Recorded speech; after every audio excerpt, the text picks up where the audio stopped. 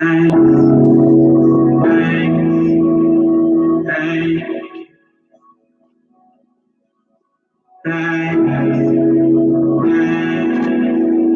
thanks. I give thanks, thanks, thanks. I give thanks, thanks, thanks. Have mercy upon me. Oh yeah, for I am weak. Oh yeah, heal, heal, have mercy upon me. Oh yeah, I am weak. Oh yeah, heal, heal. I give thanks, thanks, thanks. I give thanks, thanks, thanks. All I can say is thanks,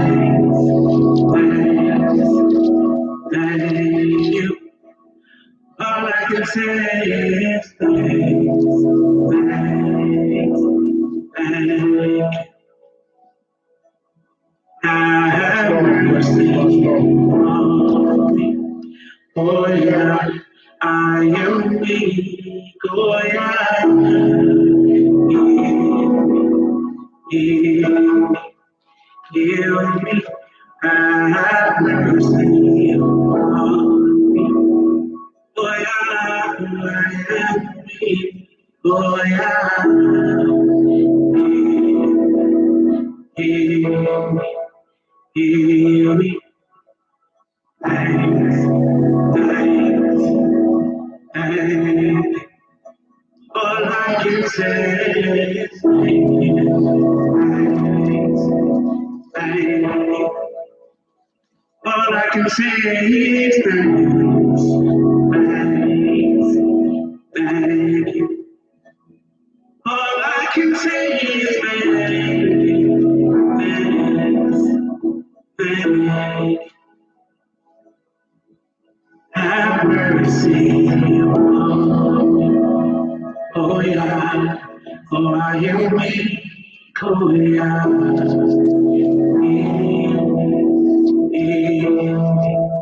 heal me, have mercy on me. Oh yeah, for I am weak. Oh yeah, heal me, heal me. Have mercy upon. Oh yeah, for I am weak. You.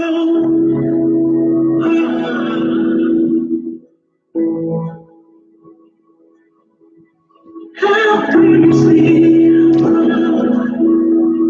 Oh yeah, for I am.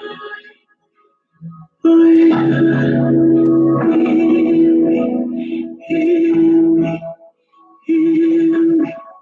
Have mercy upon. Oh yeah, for I am weak.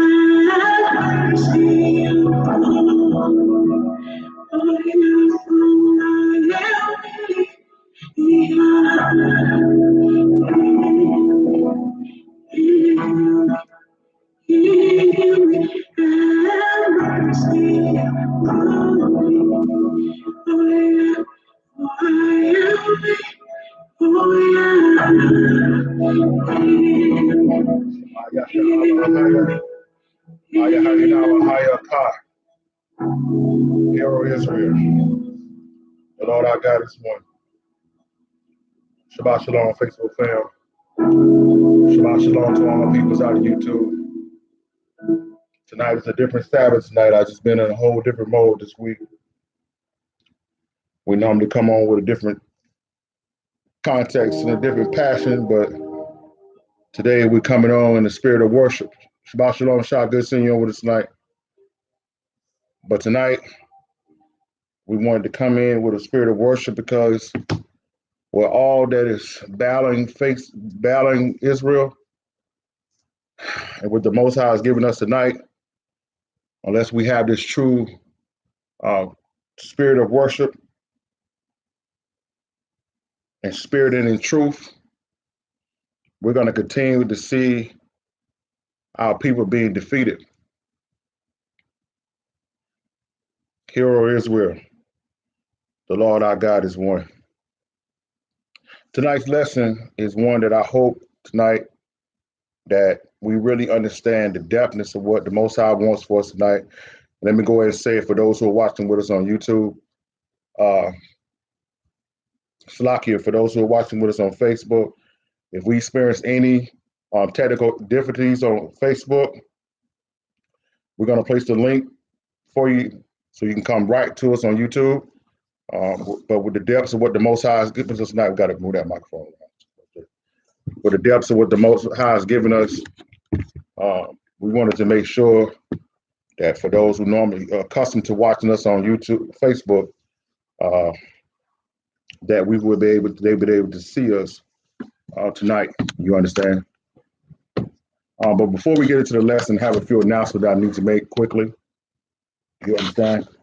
For those who are in the Charlotte, North Carolina area, tomorrow, my brothers and sisters, Pastor Ken and Rhonda, will be having their Sabbath gathering tomorrow at 12 p.m. And it's at 131 Stetson Drive, Stetson Drive in Charlotte, North Carolina. So if you guys would like to come out and fellowship tomorrow, on the rest of the Sabbath, please come out tomorrow to later today at 12 p.m. And again, that address is 131 Stetson Stetson Drive. That's in Charlotte, North Carolina. And as I always tell the people, you come out and you fellowship with them, you can guarantee three things: worship, love, and good fellowship. Worship, love, and truth. So if you don't have anything to do tomorrow, please come out. Shabbat Shalom, Mishpah, good seeing you on with us tonight. Please come out and fellowship with them. It's going to be a glorious, glorious time. Also, December 31st, December the 1st, we will be partnering with Restoration Center for our Feast of Dedication celebration. We would love for you guys to come out with us. That's going to be December the 1st, you understand, at 2:30. And the address for that is, let me get to it, is 309 North Washington Street. 309 North Washington Street.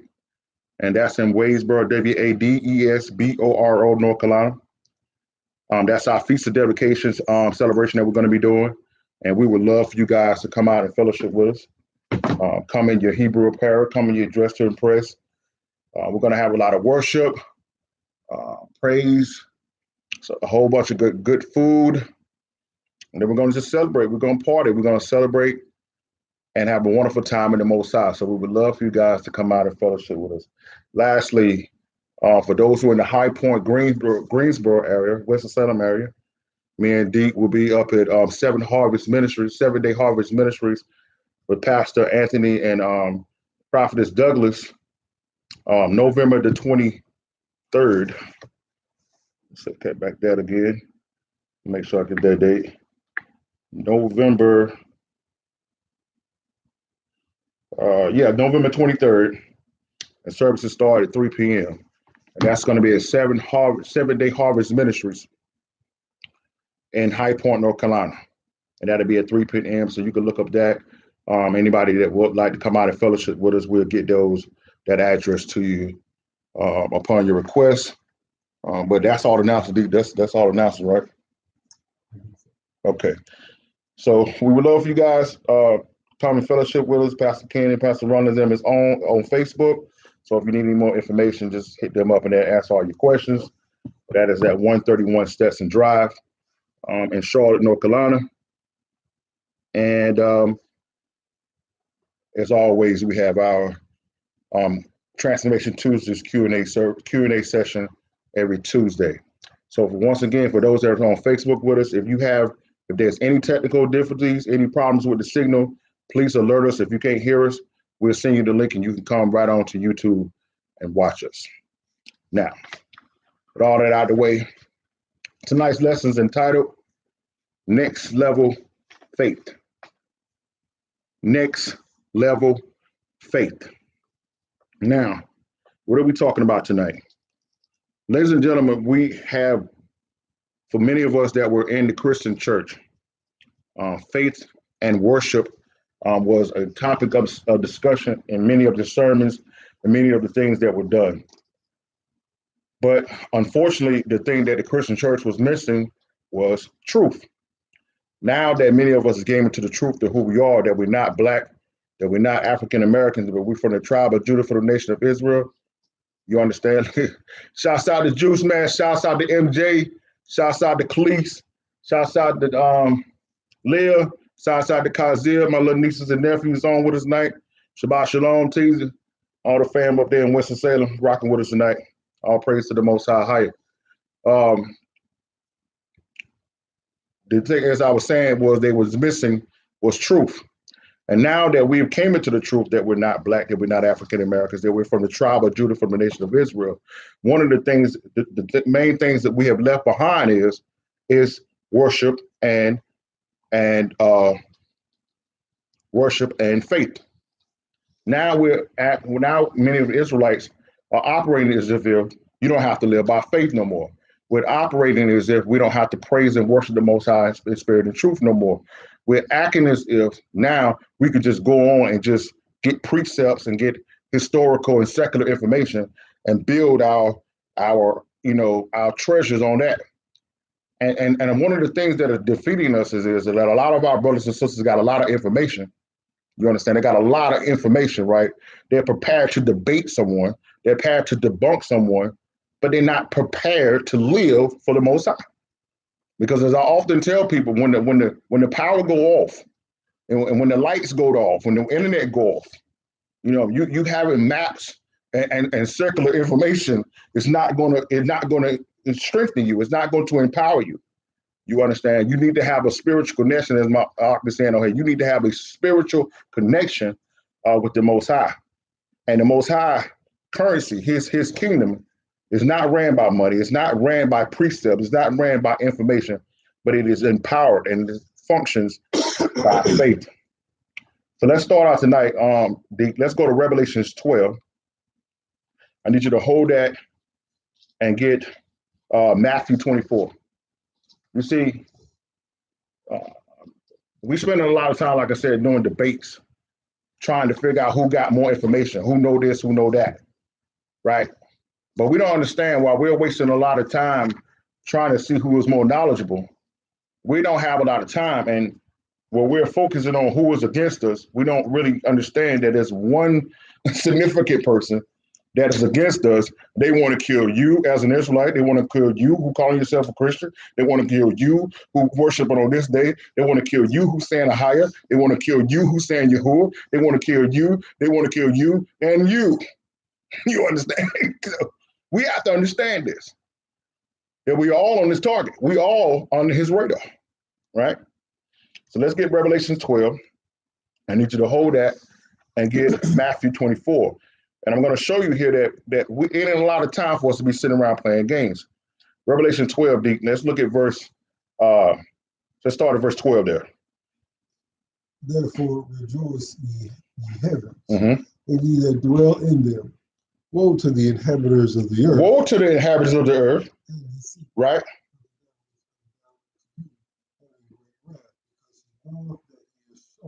So the devil understands fully that his time is up While everybody is partying, everybody is laughing it up, everybody's talking about Popeye's chicken and putting up memes of cats and going back and forth about multiple wives and going back and forth about who's right and who ain't, and is Trump gonna be impeached? Read that last part. But the devil has come down to us, go ahead, having great wrath. He understands fully that he has but a short time, right? And so what, as a result of him knowing that he only has a little bit of time, look at what his agenda is, verse 13. Right? Now he just wants some of them. He persecuted the woman. And this is the 12 tribes of Israel. For my Christian brothers and sisters, this don't got nothing to do with you. If you're calling you a Christian, you're not in this. Whether you want to believe it or not, you're on the team if you're not considering yourself from the tribe of Israel. You've been already defeated. You're currently in a defeated state. If you're calling yourself Black, African American, Christian, Republican, Democrat, Baptist, Pentecostal, you have already been defeated. You understand? You're on the losing side.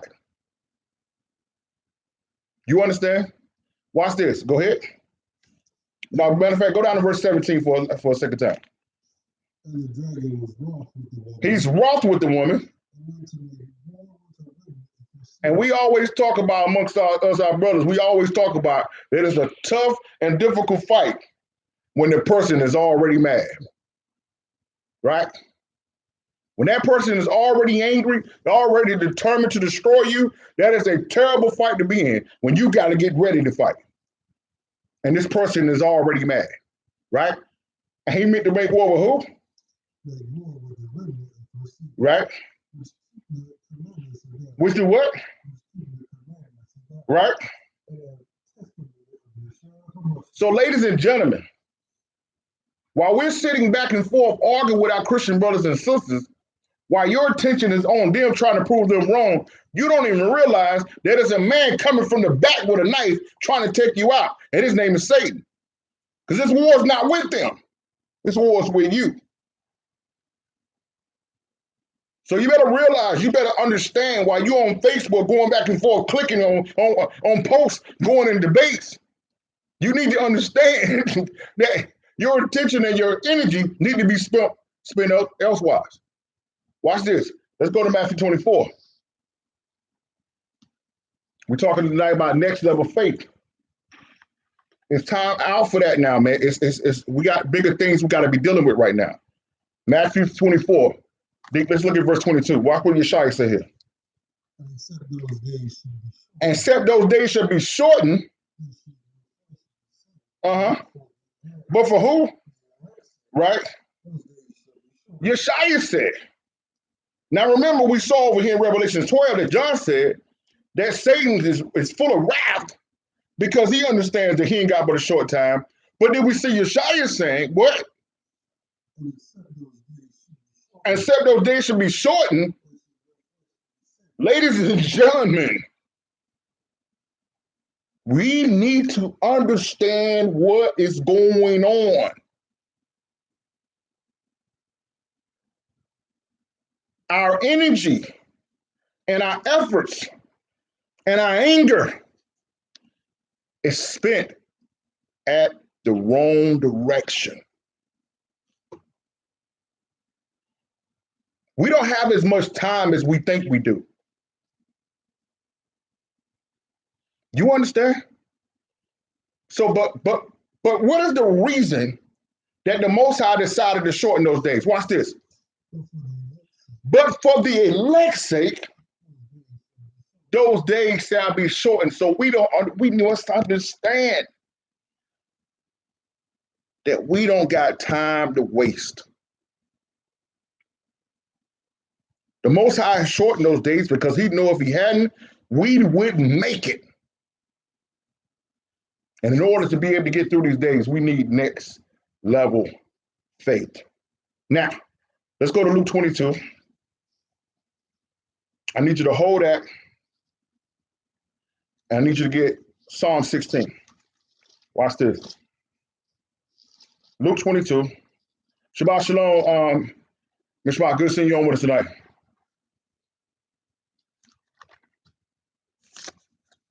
It's always good to see my Bible in Black conferences, people coming on with us. The family, my new family that I made up in High Point, Winston-Salem, in Greensboro. People coming in from all over the country, getting this information. All praise to the Most High. Let's go to Luke 22. I need you to hold that, ladies and gentlemen, and get Psalm 16. Now, one of the things, ladies and gentlemen, that we need to understand is that it's like, the best way I can describe it is this, right? It's like driving a car, right? And your car is running out of gas, right? And then you got your gas tank in the back, got your gas can in the back, but you don't got no gas in it, right? It's like the Sabbath going down, and you know you can't buy or sell on it, right? But you didn't go get the food, and the sun done went down, so you know for the next 24 hours you're stuck. But in the same manner, ladies and gentlemen, unless you operate and declare by faith before the problem comes, right? When the problem arises, there will be no faith to defeat that problem, right? So a lot of us, ladies and gentlemen, are waiting till you get sick to start studying scriptures on healing, right? You wait until you got money, financial issues, until you start studying on believing and trusting the Most High for your prosperity. You're waiting for your marriage and your relationships to have problems of strife and discord before you start studying on scriptures of patience and communication. It's like you're hustling backwards, right? And so what we're doing as Israel right now, we're waiting until these problems arise, and then now we're trying to get faith from it. But we must understand that unless you've already been operating in faith and declaring and decreeing your faith and decreeing the power of the Most High before the problem, when the problem comes, you won't have the ability to defeat that problem, right? A soldier never goes to war first. A soldier always goes to basic training before they go to war, right? A football team never goes straight into Sunday and play the football game. No, they go to practice Monday through Saturday before the game actually comes. You understand? So I'm about to show you Yeshaya here, right? And in the position and the mindset that he was operating in. Then I'm going to go back to Psalm 16, and I'm going to show you that long before he got to this point, he was already declaring it. Watch this. Luke 22, give me verse 39 through 44. Watch this. And he came out and went as he was wont to the Mount of Olives. Right. And his disciples also followed him. Mm-hmm. And when he was in the place, he said unto them, pray that ye enter not into temptation. So he told the disciples, he said, listen, right now, the temptation is coming. Ladies and gentlemen, we are those disciples. We're in the hour right now of temptation, and we don't even understand.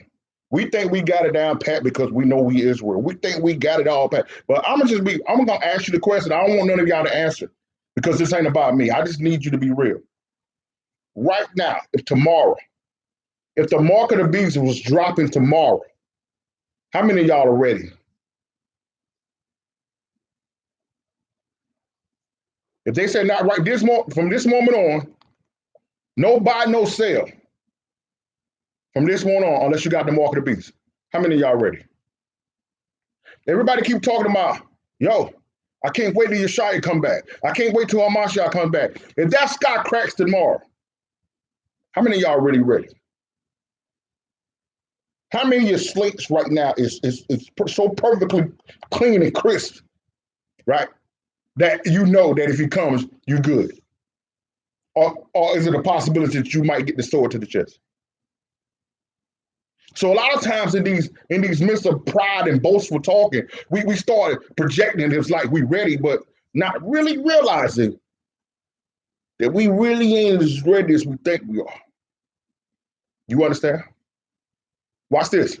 So, but look at, he told Peter now, he said, listen, what did he say to him? In verse 40, he says what?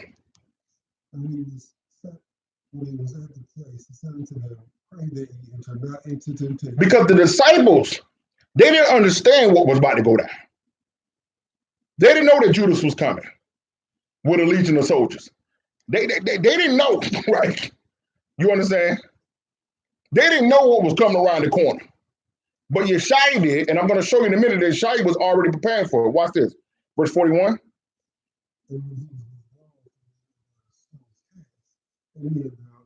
Right? This is Yeshua HaMashiach, ladies and gentlemen. This is our Lord and Savior. In the midst of the battle, on the brink of the worst day of his life, what did he ask the Most High? If thou be willing, remove this cup from me, and ain't none of us ever have experienced and had to go through what he did. And if he's saying it is, and we ain't experienced half of it, what we gonna say? What we gonna do? Many of us, if we be real, we be like the disciples, running, like Peter, denying him. Some of us would even be like Judas, selling them out for 30 pieces of silver. But look at this. I want you to focus on Yeshai here. Watch what he did. Read that again. He says what? Father, if thou be willing, right? Remove this cup from me. Nevertheless, not my will. Right. Y'all see that? That's next level faith. When you know what's coming. Watch this. Verse 43. And there appeared an angel unto him from heaven, strengthening him. And then in the agony he prayed more earnestly. He prayed more earnestly. And the sweat was as it were great drops of blood falling down to the ground. Y'all see that, ladies and gentlemen? I'm going to stop there for a second. I need y'all to just envision that. We didn't have family members being sick. We didn't have financial issues. We didn't have problems. We needed deliverance. And all of us been praying. We've been crying out. We done had sleepless nights. But how many of you have prayed so hard and was so in agony and despair about what you knew was coming? Not only what you know is coming, but knowing that what is coming is not coming as a result of you. See, it's another thing, ladies and gentlemen, when we was out doing what we were doing and we had to deal with the consequences. But dealing with consequences, with repercussions of a people who don't even appreciate it. This is next level faith here, what I'm talking about tonight. Because, ladies and gentlemen, Yeshua was dying for Judas too. Y'all know that, right? You know he was dying for the same Pharisees and the same Sadducees and people that was running them out of town too, right? You know he was dying for his disciples that was getting ready to deny him, right?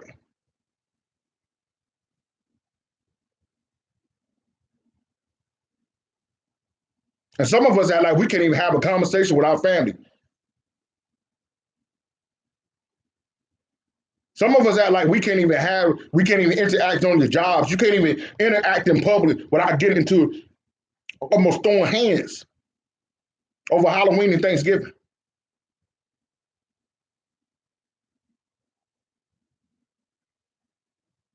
Read that again, verse 44. I want y'all to envision this. And being in agony, right? As it were great drops of blood falling down to the ground. You see that? This is what Hamashiach did. This is what Hamashiach did for us. Next level faith. Now let's go to Psalm 16.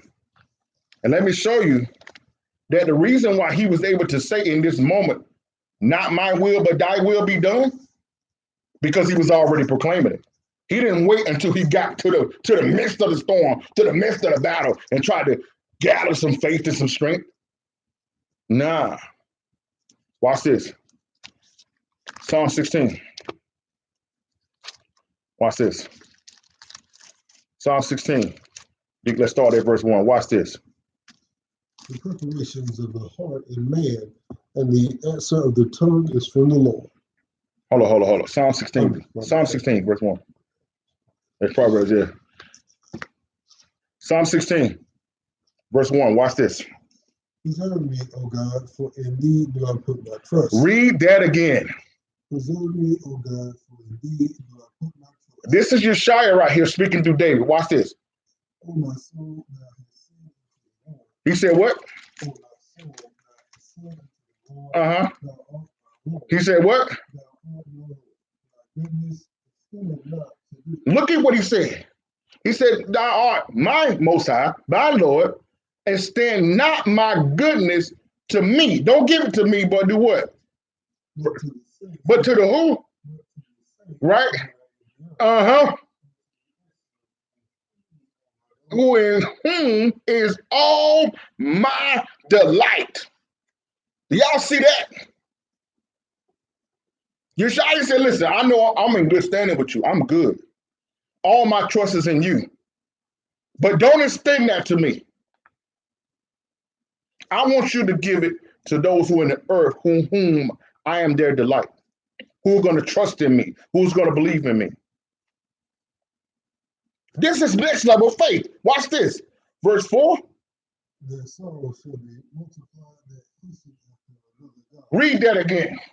Their sorrow shall be multiplied that hasten after another God. Yeshua was trying to tell us. If you're serving other gods, if you're keeping other holidays, if you don't want to do the things of the Most High, what's going to happen? Their sorrow shall be multiplied. Their sorrow shall be multiplied. Right? Right? You see that? Do you see that? This is for my Christian brothers and sisters who say, look, man, I can sanctify Christmas and I can sanctify Thanksgiving and I can do a hallelujah night and I can do a trunk or treat and I can do it this way because I'm doing it for the Most High and I'm doing it for Jesus. What was that last part Christ said? I will not offer. I will not take up their names unto my lips. And he repeats it again in Matthew 10, verse 34. He says, but those who do not confess me before the man and before people, I will not confess their names to the Father. You understand? Watch this. Verse 5. The Lord is the portion of my inheritance. Right. And in my cup thou manifest my lot. Maintain this. Maintainest my lot. Right. The lines are fallen unto me in pleasant places. Yea, I have a goodly heritage. Look, everything is falling down around me, but what? Yeah. But I still have a good inheritance. Watch this. Right? You see that? This is Yeshua declaring this from heaven before he got to the Garden of Gethsemane. So by the time his night season arrives upon his life, he already had the power to endure it. Y'all see that? He wasn't waiting until it came to declare it. He's declaring it now, before it comes. You ain't going to get this from social media debates. You ain't going to be able to get this unless, listen, you know what I'm saying, cutting off everybody in your life. You ain't going to be able to get this without worship. You ain't going to be able to get this without fasting before the Most High. We're going to get into that in a minute. Watch this. Watch this. Verse 8. I will set the Lord always before me. Right? Because he is at my right hand, Uh-huh. I shall not be moved because the Most High is at my right hand. I'm not going to be moved. It don't make a difference what happened, what I go through, what the Gentiles do, what laws they pass. What's that last part? I shall not be moved. Verse 9. Right? What's this? Verse 10? Read that again. He said, I know you're not going to leave my soul in hell. Go ahead. Y'all see that? He was declaring this long before he came to earth and died for the sins of Israel. This is next level faith. Because he believed it before he had to partake of it. Read it again. What you say in verse 10? He says, what? That will not leave my soul in hell. That will not leave my soul in hell. Mm-hmm. Right? Mm. It is there, pleasures forevermore. You see that? Now that's called next level faith. This is what we got to obtain. Now, watch this. Let's go to Deuteronomy 28. I need you to hold that. I need you to get Joshua, the first chapter. Deuteronomy 28. Hey, go on Facebook real quick and maybe see if they can still, if the sound is still on there. If not, we're going to go ahead and put that link in there so they come through.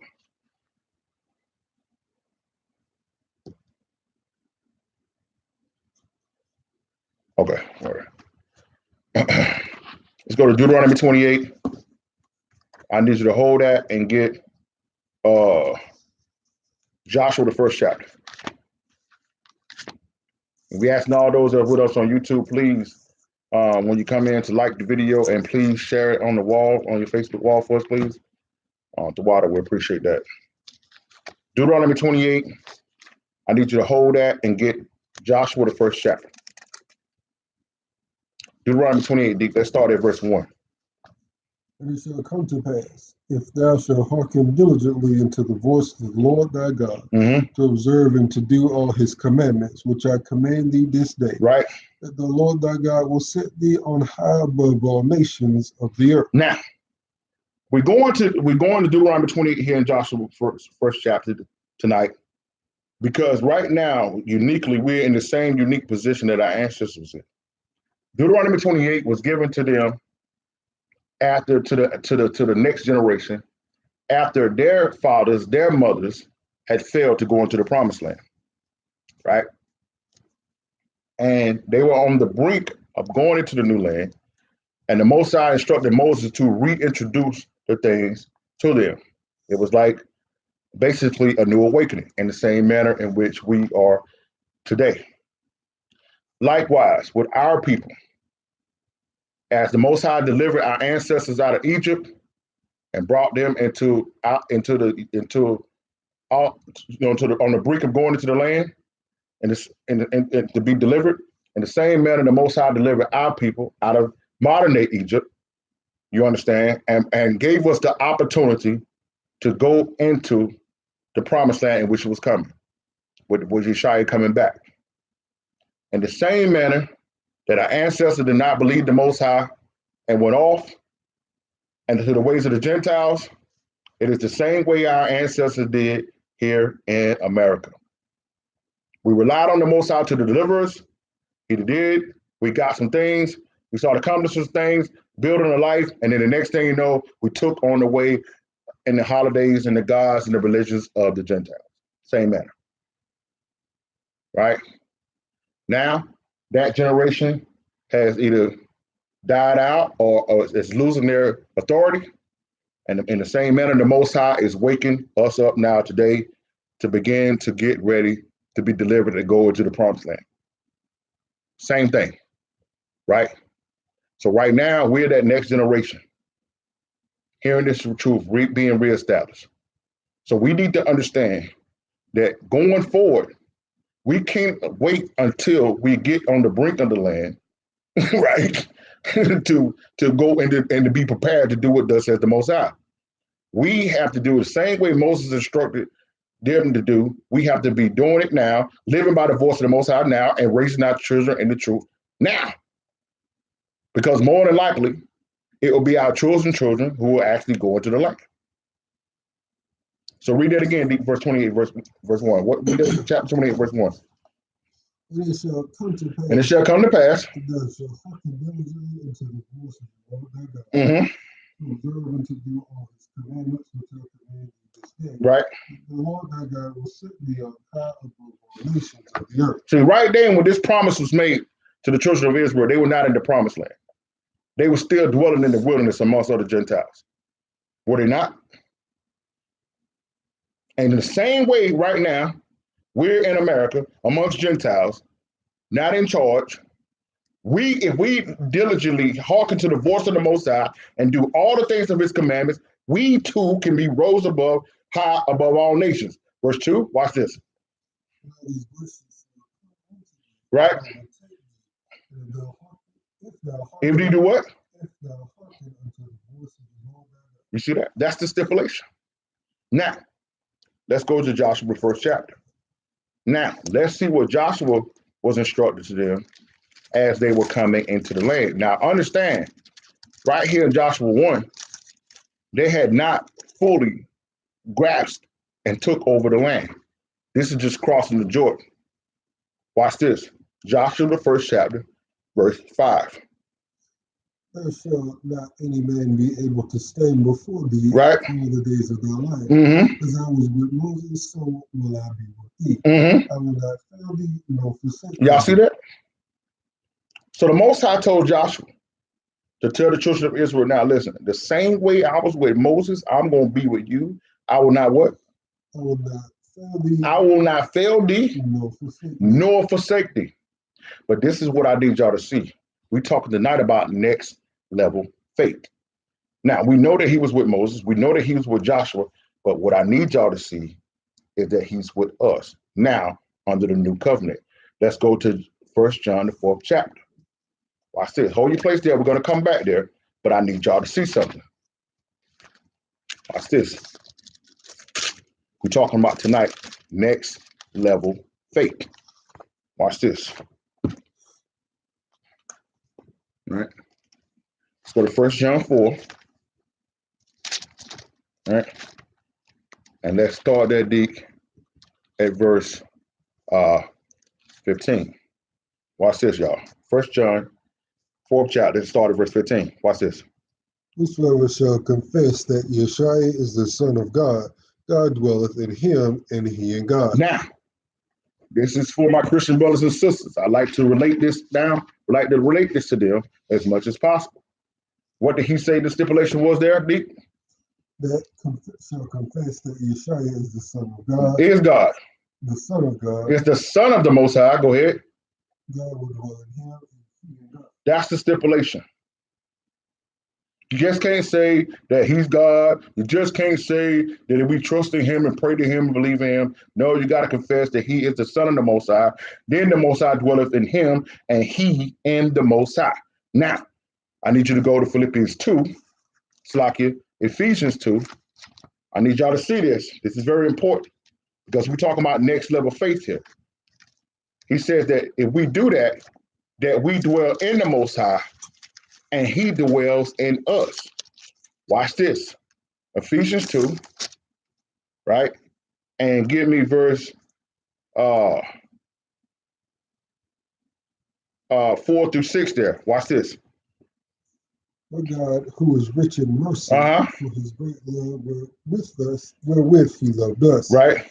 Even when we were dead in sin. Even when we were dead in sins. This is the same thing that Yeshua was declaring in Psalm 16, that those who are with me and whom I delight, I will make them to be with the Most High. This happened by grace, but this is what I need you to see. Verse 6. And has raised us up together, made us sit together, and where? Where? In heavenly places in Yeshua HaMashiach. I need y'all to see that. This is next level faith here. You need to realize right now in the spirit, ladies and gentlemen, you too are sitting at the right hand of the Most High. Now. Now. That's not an interpretation. That's not a hope. That's a fact. Watch this. I'm going to prove it. Watch this. Verse 16. Back to 1 John 4, verse 16. Watch this.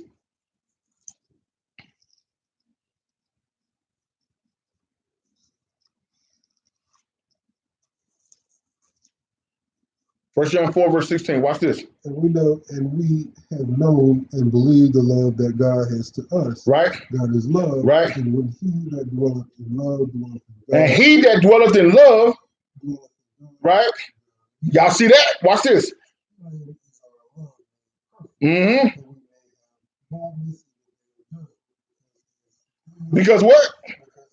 Because as he is, so are we in this world. Y'all see that? Watch this. Now let's go to John 14, verse 12. Not only are you currently sitting in heavenly places because Hamashiach is there, watch this. Let's go to John 14, verse 12.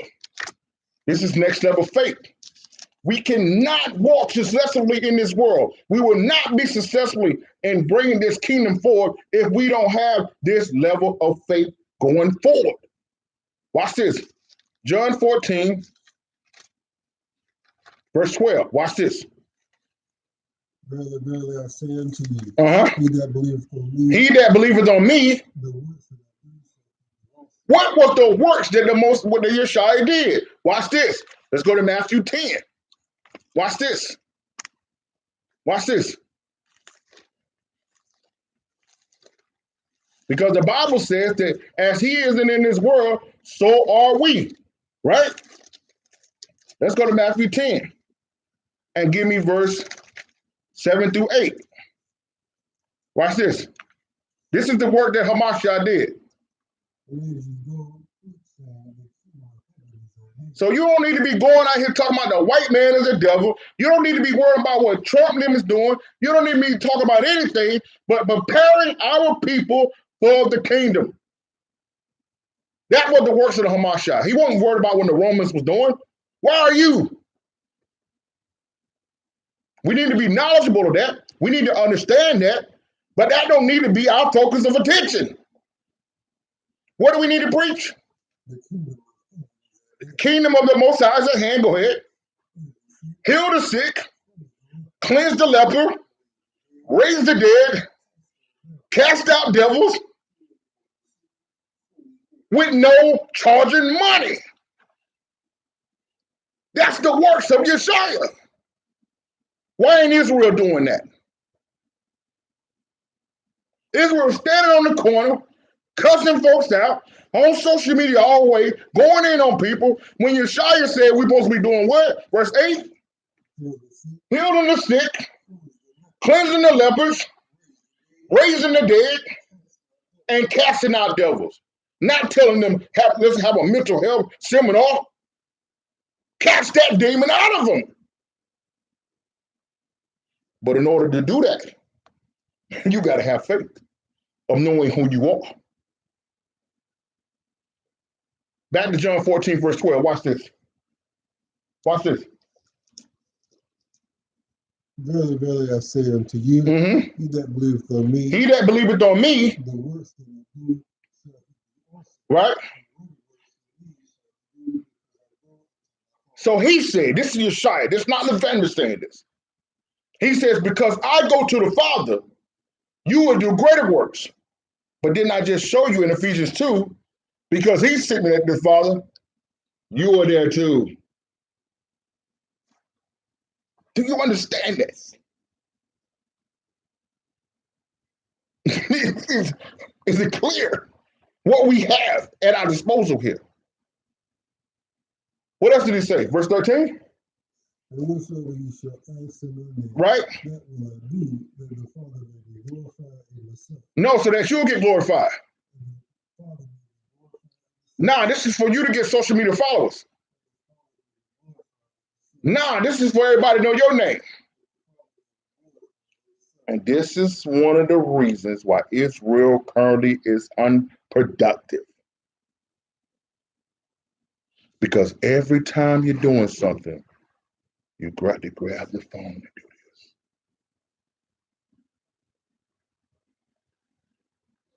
this. It's not about the Father. It's not about Israel. It's about you. You see that? Watch this. Verse 14. If you shall ask anything in my name, anything in my name, I will do it. I will do it. This is next level faith, ladies and gentlemen. Next level faith. Now let's go back to Joshua. Right? Let's go back to Joshua.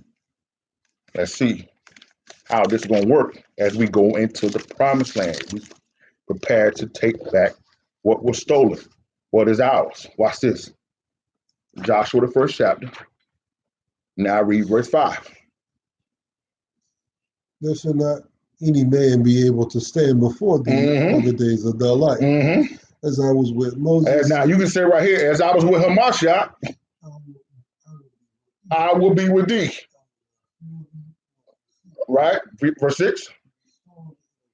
The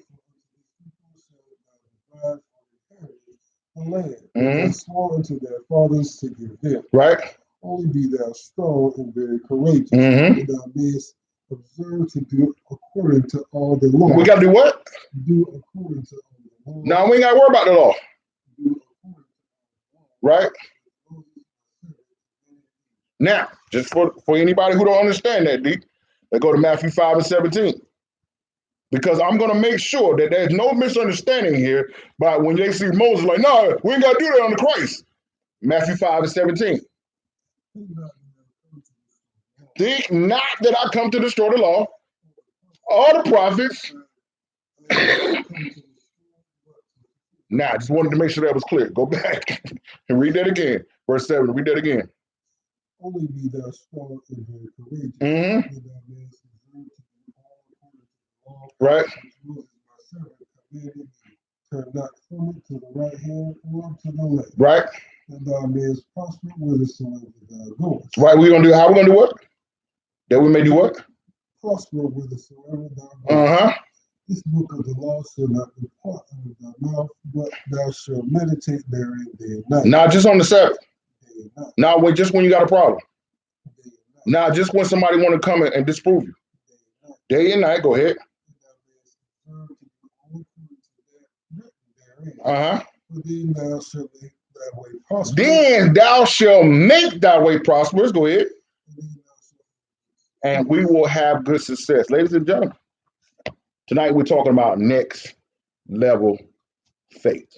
Now, let's go to 2nd Esdras 7. For those who don't have apocryphas, if you have a separate phone, laptop, or tablet, you can go to Google. Matter of fact, put that in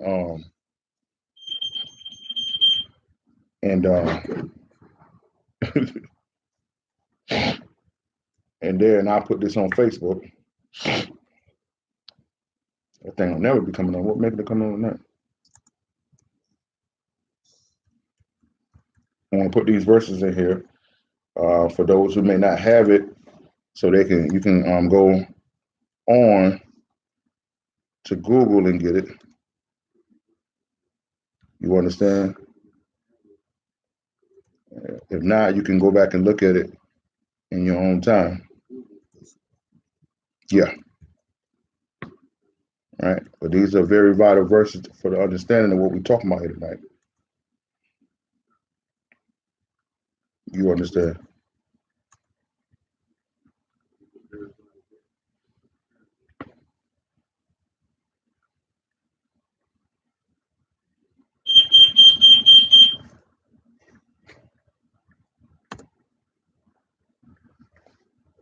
So like I said, if you have a yeah, I can talk. You know how to find something to say. So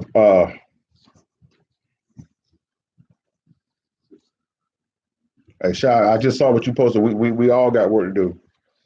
That's what the main thing I hoping come out of this tonight is that we need to be operating in the fullness of faith, because without that thing, we are not going to make it. Now, I wanted, for like I said, for those who don't have the Apocrypha, I would really suggest that you guys go to Google and Google this and go follow along with it so you can see it for yourself. But we wanted to make sure we put those verses in there so you can have it for at a later date. You understand? We want to show you here tonight that that with Israel, us being Israel, that we're from the tribe of Judah. For the so-called black man, you're from the tribe of Judah, from the nation of Israel. For you that are Puerto Ricans, and you're from the tribe of Ephraim. That you are Cubans, you're from the tribe of Manasseh. For you that are consider yourself Native Americans, that you're from the tribe of Gad. You're calling yourself Mexicans, you're from the tribe of Issachar. For you that are calling yourself Central Americans or Latinos, and you're from the tribe of Zebulon. For those who are calling themselves Jamaicans and Trinidadians and from the Bahamas, you're from the tribe of Benjamin. For those who call themselves Dominicans, you're from the tribe of Simeon. For those who are calling yourselves Haitians, and you're from the tribe of Levi. So on and so on. We can go on and on. But we need to understand, because there is because we have the honor of being chosen, we also have the responsibility to not only be light and salt to the rest of the world, but we also have a different set of rules that we're playing by. So you have to understand this. So we're going to go into this now here in 2 Ezra 7, so we can get some clarity to why things are so difficult for us. Because sometimes I know it's so frustrating to see like the so-called black man and my so-called minorities, Latinos and all this, we just have seem like everything is against us. But you know, that's just what it is. And I'm going to show you why tonight. I want this clarity. And in order to get to these things, to grasp hold of these things, to obtain these things, we're going to have next level faith. Listen, this name it, claim it stuff, trying to have faith to get money and houses and cars, you need to put that far away from you. That's madness. That's a distraction. It was set up in order to keep us going in another direction versus coming back to the Most High. You understand? So we're going to talk about this here. 2 Ezra, the 7th chapter, for those who are just coming on. We put those in here. Please Google these verses and follow along with us now, or not. Do it later, please. 2 Ezra 7, let's start at verse 1.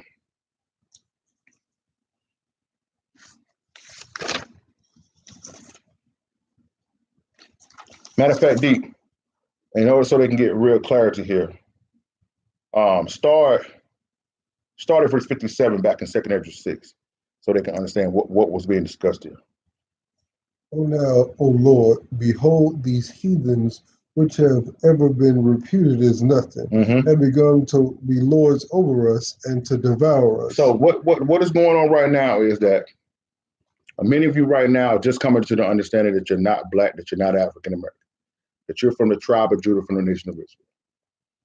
And you're saying, okay, well, some of you are just coming to the understanding, but then a lot of you right now have not grasped, you've not received that. But one of the reasons why it's difficult for you to receive it is because the current status of our people. It doesn't make logical sense for us to be chosen, right, and to be in the status in which we are. So this is one of the main issues. This is one of the questions that we receive a lot, right? When we talking to people trying to get them to understand who we are, they be like, man, how in the world we gonna be at the bottom? The Jewish people got everything. That's proof, because they hear that on TBN and they start all the time. This is proof of the blessing of Abraham. You see what I'm saying? So they've been hearing that Christianity their whole life. They've been seeing themselves going to church and not having nothing. They saw their grandmothers, they saw their grandfathers, they saw their mama, their daddy paying tithes, giving offerings, doing all this thing, giving all this money, and never receiving any benefits from it, right? But they seen the Jewish people be lavish and own everything in the world. So when you come and tell them like, yo, you children of Israel, it don't make sense to them. Don't make logical sense. But that's just because they have not understood what Deuteronomy 28 has said. You see, I try to get this across to people. When you think about slavery or why we went through what we did, you should think Deuteronomy 28. You should think Luke 21. You know what I'm saying? So when you don't understand that, what's going on, everything is gonna be thrown off. Like for right now, an example, what we've been trying to get across people about this Harriet Tubman movie.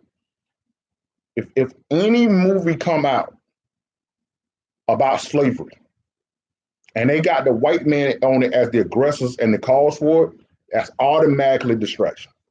Well, I'm not watching it anymore. You better bring on every slave movie somebody reading for Deuteronomy 28. If you're not doing that, then I already know that you're sent to deceive me. You understand? So that's where we at right now. So Esdras is going because he has this long extended dialogue, Prophet Esdras, with the Most High saying, if we your chosen people, if we the people, then why are these heathens, people who don't follow your law, the people who don't follow your commandments, who ain't keeping your Sabbaths, who you didn't choose, why are they over us then? Watch this, verse 58. But we thy people whom thou hast called thy firstborn, Mm-hmm. thy only begotten, and thy fervent love, Right. were given into thy hand. Right. If the world now be made for our sake. If it's made for our sake, why do we not possess the right? How long we got to deal with this? And we get this question all the time. How long are we going to have to go through this then? When is the kingdom ours? That's why you have some of our people standing out there on these street corners, making the so-called white people bow to them and kiss their feet and calling them and telling them they're going to be slaves and speaking all irrational to them because they're impatient. They won't pay back now. And ladies and gentlemen, you must understand that this is awakening. It's not about no revenge. It's not about no takedown. This is about the resetting of what it was supposed to be in the first place. We are where we are because of disobedience. Until our people accept that, it's going to be a hard road ahead. Watch this. Now let's go into chapter 7. Verse 1. And when I had made an end of speaking these words, there was sent unto me the angel that had been sent unto me the nights before. Right. And he said unto me, Up, Esdras, and hear the words that I have come to tell thee. Right. And I said, Speak on, my God. Now, ladies and gentlemen, let me explain here. He wasn't calling the angel his God. Okay. I need to make sure that was clear because that'd be confusing for people. He wasn't calling the angel God. He knew that the angel was a messenger from the Most High. He had been praying to the Most High all that night, and the Most High sent the angel to give him the understanding. Same way he did Daniel, and same way he did Daniel, same way he did Gideon, same way he did Moses, and on and on and on. Okay. All right, verse. Go read the rest of that. Verse 3. Read the rest of that. Then said he unto me, The sea is set in a wide place, that it might be deep and great. But the entrance were narrow and like a river. Right. Who then could go into the sea to look upon it and to rule it? If he went not through the narrow, how could he come into the broad? Now, in the same manner, now look at how, ladies and gentlemen, how when you're staying in a land, right? This you gotta understand. This is before planes and cars, right? So when you needed to get to the ocean, when you needed to get to a big, large sea, you had to first go to the rivers and the creeks, right, and the lakes, and you had to go to them a small area, small way, and be able to get into that vast ocean to be able to take advantage of that, and be able to travel to other lands, fish, and do all these other things, right? So he said, but if you don't go through that narrow way, how can you you will not be able to take advantage or benefit what is there in its greatness and its broadness. Watch this. Verse 6. There is also another thing. Right. A city is built and set upon a broad field, and is full of all good things. So you got this mighty city, right? It's set up on the high, and it's full of great things, right? Watch this, verse 7. The entrance thereof is narrow Mhm. and set in a dangerous place to fall. So with the entrance, the only entrance that you can get at that city is very, very narrow. And the only way, if you don't be careful as you enter into that, you'll fall. Go ahead. As if there were a fire on the right hand and on the left a deep water. So now you got, not only is the entrance into it narrow, but if you fall one way, you'll go into fire. And if you fall another way, right, you'll drown. Right? Now, D, before we go, let me go any further. Matter of fact, we'll read verse 8 first. And one only path between them both, even between the fire and the water, Right. so small that could with one man go there at once. And it's so small that only one man can go at a time. Watch this. Now, D, go to Matthew 7. Yeshaya says something similar to this. I need y'all to see this.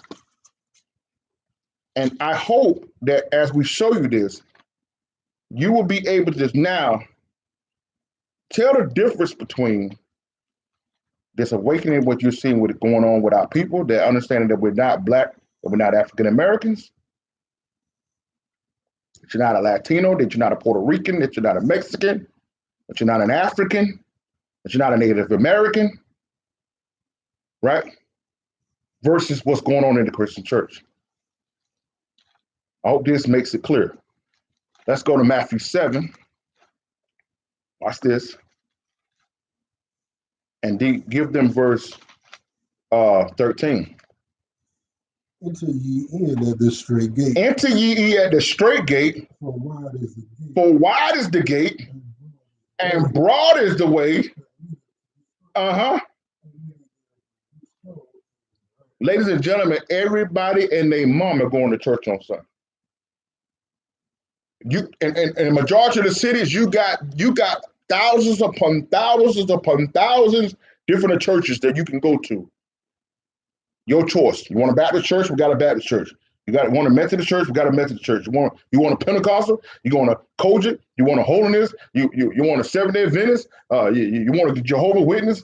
You want a non-denominational? You want a church? If you're homosexual, we got one over here for you. You got a church over here that you just want Black people? You go over here. You got a church that you just want white people? You go over here. You got a church you just want to go to Hispanic? You can go over there. Broad is the way. You're going to see everybody doing that. Everybody's going to be celebrating Thanksgiving in a few weeks. Everybody, the whole entire world is going to be celebrating Christmas next month. Broad is the way they live what?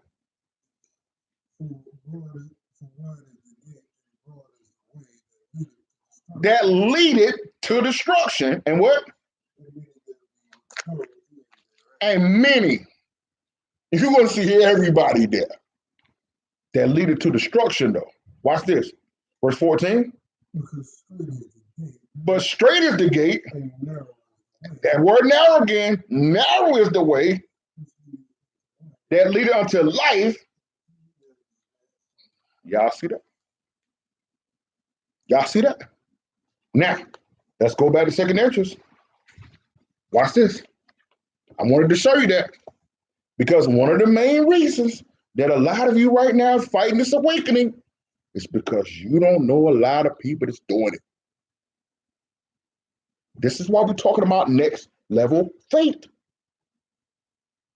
Your faith can't be moved one way or another based on the amount of people that's doing it.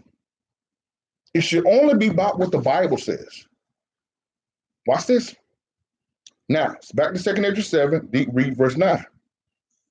If this city now were given unto a man for an inheritance, if he never shall pass the danger set before him, how shall he receive this inheritance? So if that man look at that narrow entrance and say, man, you know what, man? It really ain't worth it, man. I'm here at the church now, man. We got about 600-700 members, bro. Everybody's here. It's wonderful. You know what I'm saying? Pastor love rock with me. I'm getting money here. People are, supporting my business. It's sweet, man. This is really worth it. I've been told that so many times. You have no idea how many times I've been told that, yeah, man, I believe what you're saying, man, but right now it just ain't the time for me to do that. It ain't the time to do what's right. And so a lot of people, because of the dangers or what's at stake or what they feel like they're going to lose, is really what it all boils down to. Like, yo, I ain't gonna do it. So what this man says, what? Read that last part again. He says, what? If you should live a passage How shall he receive this inheritance? Verse 10. And I said, it is so, Lord. Then said he unto me, even so also is Israel's portion. This is Israel's portion.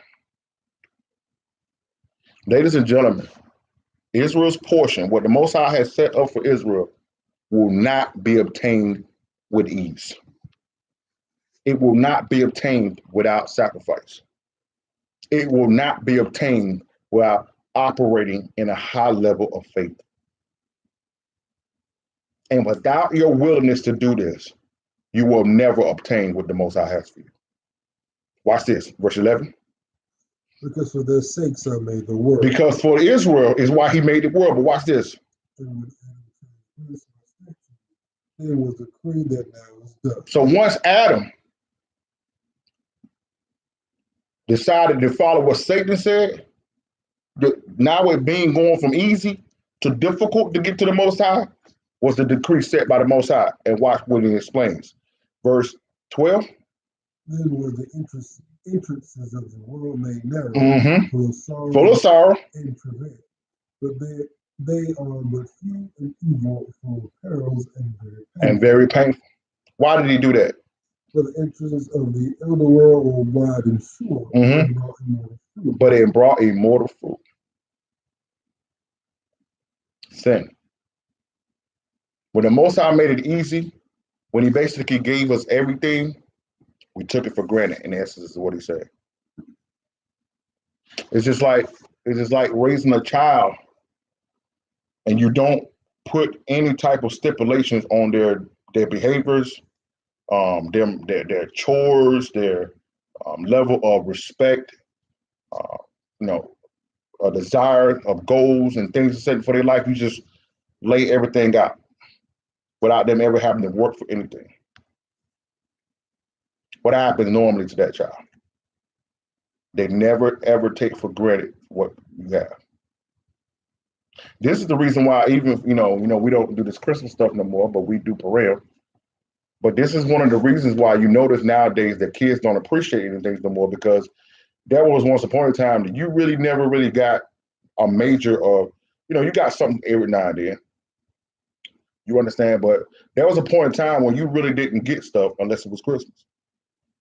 Now kids get something every week, and the parents are in Walmart every week.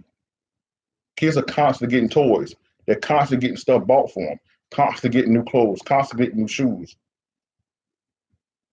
So now there's no longer appreciation of seeing things of value. When you got a pair of shoes, when you came home, the first thing you did was take them shoes off, put them back in that box, because you didn't want them to be tore up. Now you go run through the mud with it, and you're just like, man, I can get another pair. Nothing now has any value anymore. And the Most High saw that when he made everything easy for Adam, Satan saying, listen, not only that, but I can give you something else. They was willing to risk everything that the Most High has given to go get something else. Now, when you understand what's at stake here, if you're operating according to the Spirit, you just won't put everything up. Now, it's going to take faith. It's going to take sacrifice. He's going to see now who's with him and who ain't. As I told him a few weeks ago, that Yeshua has become the line in the sand.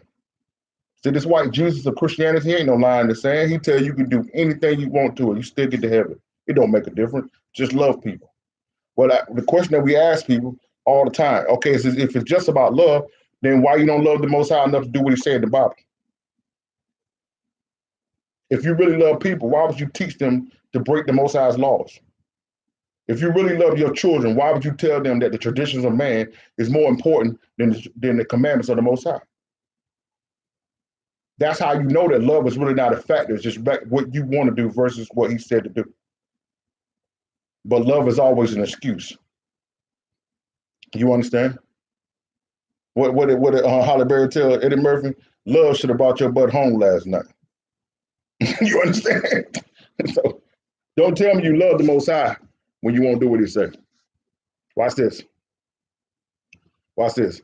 Verse, what we at, 14?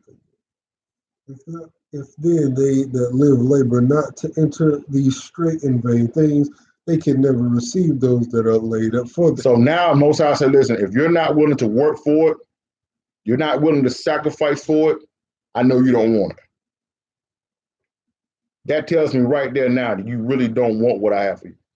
The majority of our people, they love what the Most High give them. They don't love the Most High.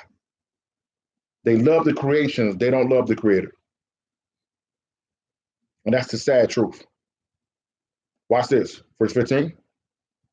Now therefore, why disquietest thou thyself, seeing thou art but a corruptible man? Uh-huh. And why art thou moved, whereas thou art but mortal? He said, listen, the angel said, you done got real quiet on me. Because when the reality of what's going on, when we doing all this complaining and all this grumbling and saying, why, woe is me, when the Most High makes it clear and plain to us, he shuts us up. It's just like how it is, how we go to our parents and we complain all the time about this and this and that. And then when they keep it 100, like, man, tripping, right? That's the reality of it. You understand? Now, for those who got an apocrypha, you know, you've been reading chapter 5, 6, and 7. They've just been going back and forth with the Most High, asking all these questions. But when the Most High came with the answers,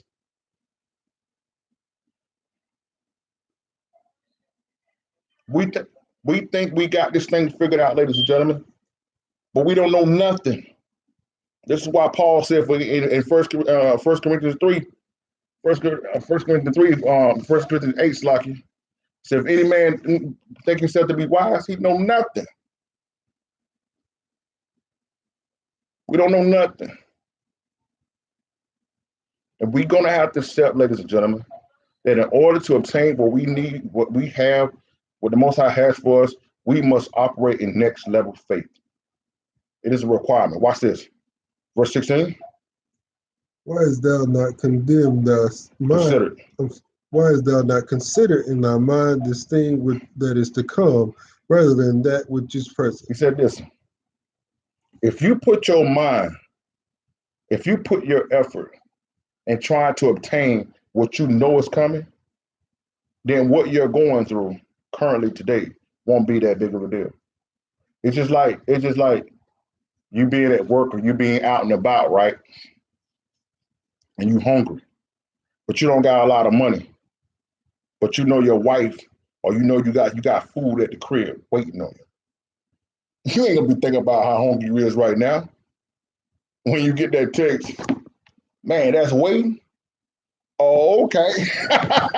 I'm good now, right? But if you don't know about that, you look at your phone and, you know, when you ain't got that person sending you that text no more, you're like, dang, what am I gonna do? You feel? Next level faith. Now, let's go to Sirach 2. Let's go to Sirach 2. For those just coming on, tonight's lesson is entitled Next Level Faith. We have to understand that we have came into the understanding that we Israel. We understand who we are. We understand we got to keep the law, statute, commandments. But unless we are grasping hold of what the Most High has for us, through faith, we will never, if we don't begin to operate in faith, we will never accomplish what the Most High has for us. We will never get there. You understand? Let's go to Sirach 2. And let's start there at verse 8. Watch this. He that fear the Lord, believe him, Mhm. and your reward shall not fail. So if you fear the Most High, if you believe in him, what's going to happen? Your reward shall not fail. Your reward should not fail. But you got to trust him. You can't get caught up in the right now. You know what's coming. If you trust the Most High, if you believe in him, then your mind need to be focused on what's coming down the road. Watch this. Verse 9. He that fear the Lord hope for good and for everlasting joy and mercy. But notice that the stipulations right every time it says, ye that fear the Lord. Ye that fear the Lord. But see, if the Most High is not the head of your life, you can't do that. If the people of the world is more important to you, if the traditions of man are more important to you, if satisfying your own flesh is more of a priority to you, you can't get to the reward. You can't have the joy and the everlasting peace. You understand? Watch this. Verse 10. Look at the generations of old and see. Whenever any trust in the Lord and was confounded. Do you know anybody in the Bible that trusted the Most High and it didn't work out for him? That's what Sirach is asking. But this is the problem. When we were in the Christian church, you saw people praying to get healed and never got healed. You seen people praying for deliverance and never got delivered. You seen people praying for a financial breakthrough and it never came. And because your faith was built on that, around what you were seeing, you would never see a breakthrough, never see an accomplishment, never overcoming. You equated to that. Oh man, this Jesus stuff don't work. This Bible stuff don't work. No, the problem was, ladies and gentlemen, we was never following the Bible. We was never submitted to Christ, and we never even knew who the Most High of Abraham, Isaac, and Jacob was. That's the problem. So a lot of us, ladies and gentlemen, right now, whether we want to admit it or not, we still have a lot of baggage for the Christian church that we carry, right? So now we adhering the truth and we just focusing on law and precepts. We got it, and we got all the evidence to prove that it is real, but we still don't understand how to operate day to day, going from glory to glory by faith. When problems come, we still are crumbling at the problems. Because now, listen, Deuteronomy 28 ain't going to help you when you're hungry. You understand?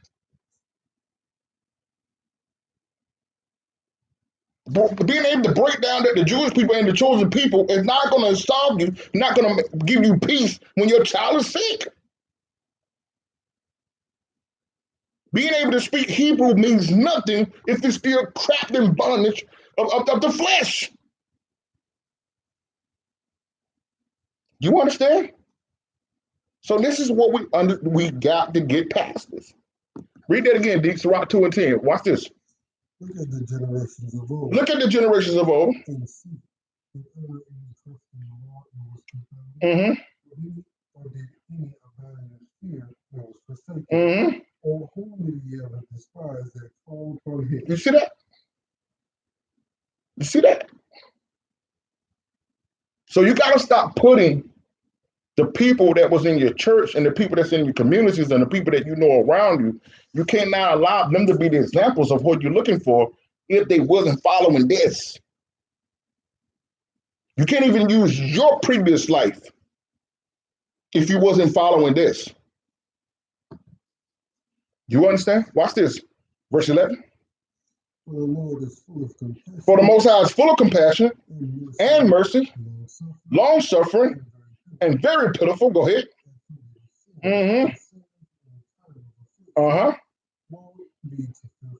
Woe to the fearful hearts. Now, watch this. Go back to 1 John 4. Let me show you the fearful, the ones who are not operating in fear, who can operate in fear. I didn't read that verse when we was in 1 John 4 early because I wanted to wait till we got to here. Watch this. Go back to 1 John 4. Watch this. Now read verse 17 and 18. Watch this. Herein is our love made perfect. Herein and our love is made perfect.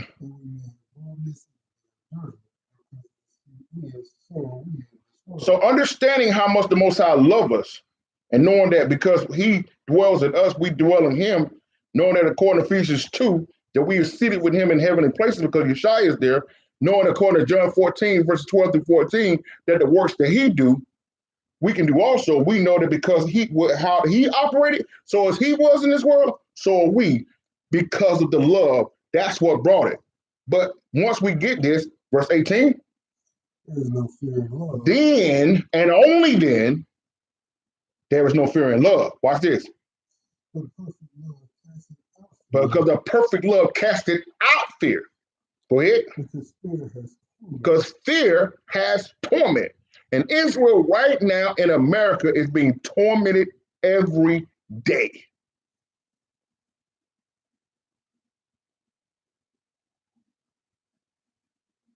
Because many of you right now have stopped understanding. Yeah, you say I'm chosen, but you don't really believe that you're loved.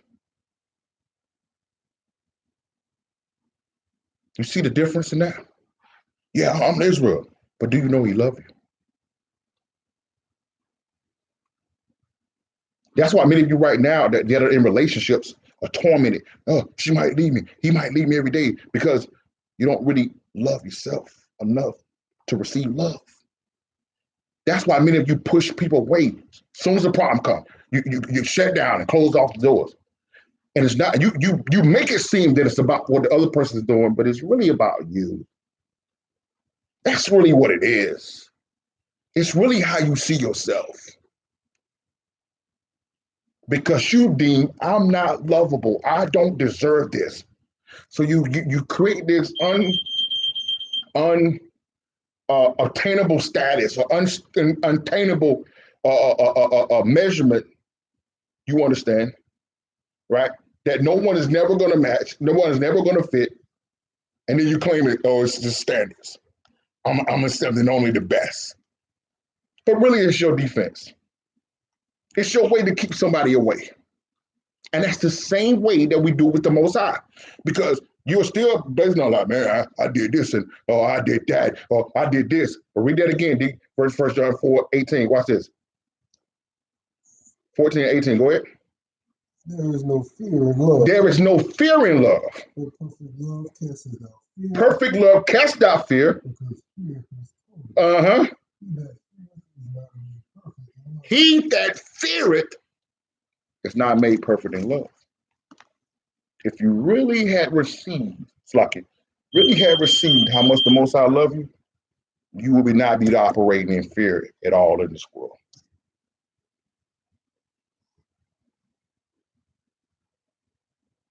So every time somebody's talking to me like, man, but what about the Gentiles? And what about this one day? You ain't received the love. Well, man, I know we've been doing it, but what about that? You ain't received this love. Fear got torment. You still talking about what's against you. Romans 8:31 says, "Before if the Most High be with us, who could be against us? What sickness can be against us?" This is the reason why, ladies and gentlemen, they're currently playing you depressed, the pills for depression. And if you take this pill for antidepressant, you're gonna need another pill for antidepressant because people are depressed because they ain't got the Most High's love. And then they tell them, yo, you're gonna get cancer, you're gonna get breast cancer, you're gonna get colon cancer, you're gonna get throat cancer, you're gonna get lip cancer, you're gonna get right top of the ear cancer. One way or another, you're gonna get cancer and die before it's over. People got hair cancer and fingernail cancer, toenail cancer.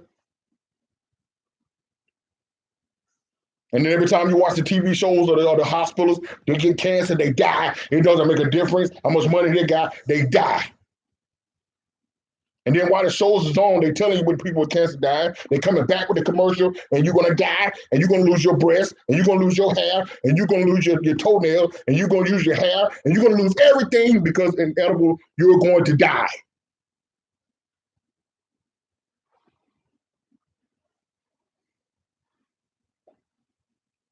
The enemy wants you afraid around every corner, fearful. Oh yeah, and 1 out of 2 marriages, all 50% of all marriages end in divorce. And then they dropped the Harry Tubman movie, right? And then they put a fictitious character of a black bounty hunter hunting down Harry Tubman.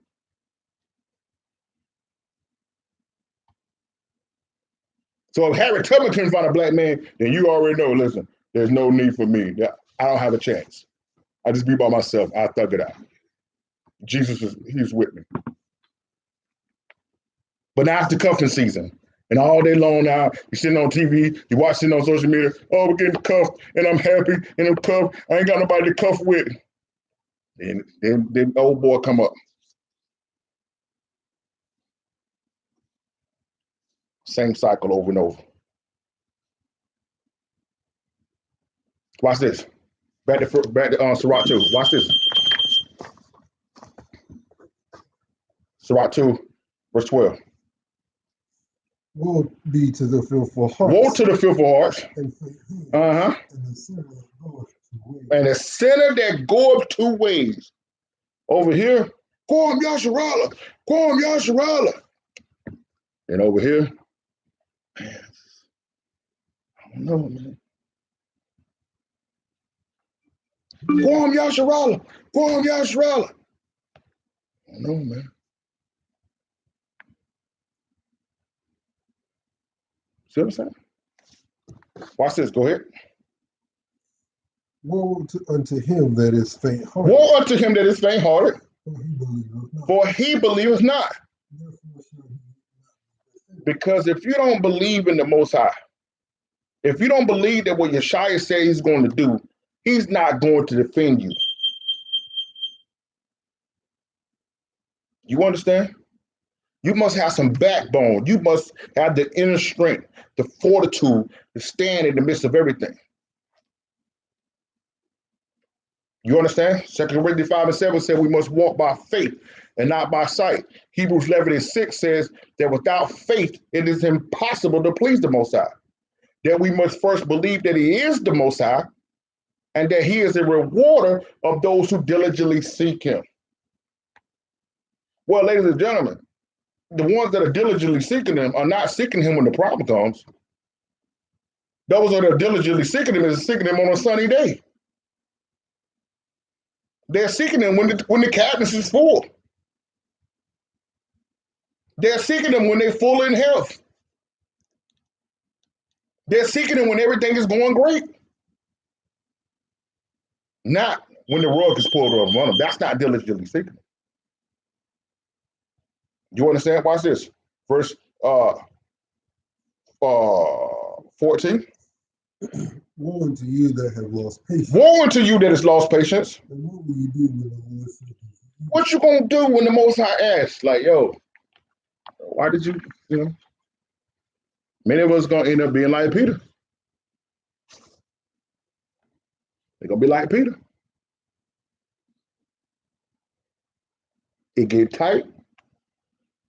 You're gonna start saying, nah, man, all this that I'm telling you right now, I'm not saying this to be funny, but many of y'all that been so gung-ho on social media talking about, I'm Israel, I'm from the tribe of Judah. Yeah.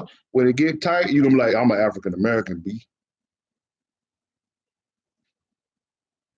And that's not it. I ain't trying to be funny. But many of y'all right now that talking so tough, you're gonna be, hey, I'm black. I'm a proud African American.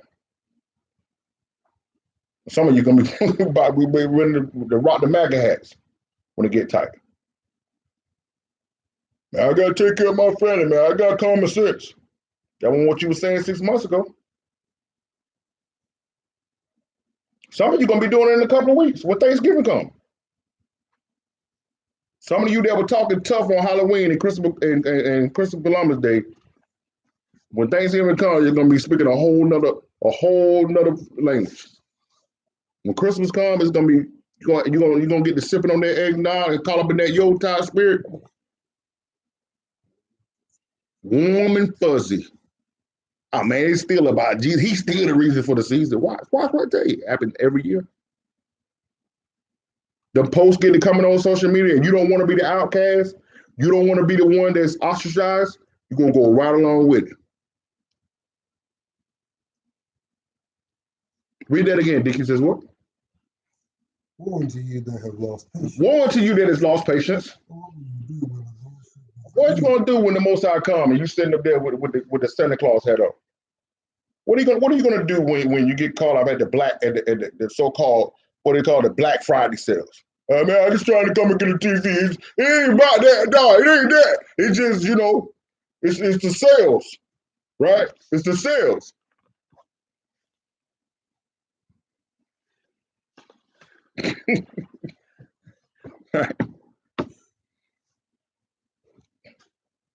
Verse 15.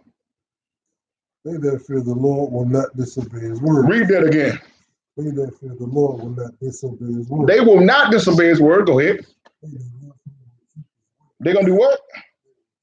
Oh no, man, they're gonna second guess it. Go ahead.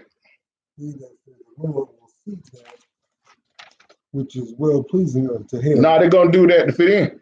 They that love the Lord, they that fear the Lord will seek that which is well pleasing unto him. Now they're gonna compromise. They that fear the Lord will seek that which is well pleasing unto him. Mm-hmm. They that love him shall be filled with the law. They're gonna be filled with what? They shall be filled with the law. They're gonna forsake the law. Shall be filled with the law. They're gonna play the grace card. You see that? Verse 17. Listen, you see that? They that fear the Most High will prepare their hearts. See, when you prepare your heart, you understand that it's going to come a time when I got to be ready. And I'm going to be in this situation. So I got to make sure that when the situation comes, I don't fold under the pressure. You prepared yourself. You understand? It's just like I said, what I said about the Sabbath. You know now, the wintertime that came, it's getting colder. That sun going down at 5:30 now. You ain't got the luxury how we did a couple of months ago when it was 7, 8 o'clock. You could get off work, go down, ride around a little bit, then hit the stove. Now you got to hit that stove on Thursday. You understand? You got to get that gas in the morning time on the way now. But when you don't feel the Most High, you don't do that. You're like, hey, man, listen, man, Grace Most High understand. You know, Most High, he understand. All right. And some of y'all right now don't even know what we're talking about. It don't even make sense to you. Like, why I can't get gas when the sun go down on Friday? They don't teach that in Christianity. You understand? Watch this, verse 18. Saying, we will fall into the hands of the Lord. We will fall into the hands of the Most High. We don't care what man gonna do to us. We're not gonna look for man to protect us. You know those little exercises that people do when they have the fall, that people fall back? Yeah, the troll, they call them trust falls. Nah, we know we can fall in the Most High. He's gonna kiss us every time. B. You do that for man, so someone gonna let you bust your head on purpose for the laugh, with a phone out and record it. Go ahead. Saying we will fall into the hands of the Lord and not into the hands of men. And not into the hands of men. You see that? We're going to depend on the Most High. Tonight's lesson is entitled Next Level Faith. Now,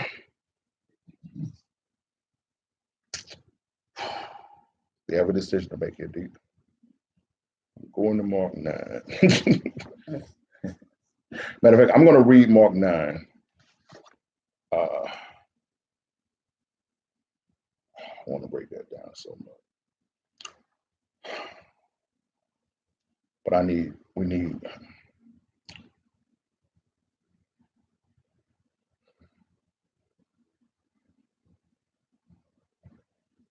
139. We might go 2.5 tonight. Let's go through this real fast. Let's go to Mark 9. Let's go to Mark 9.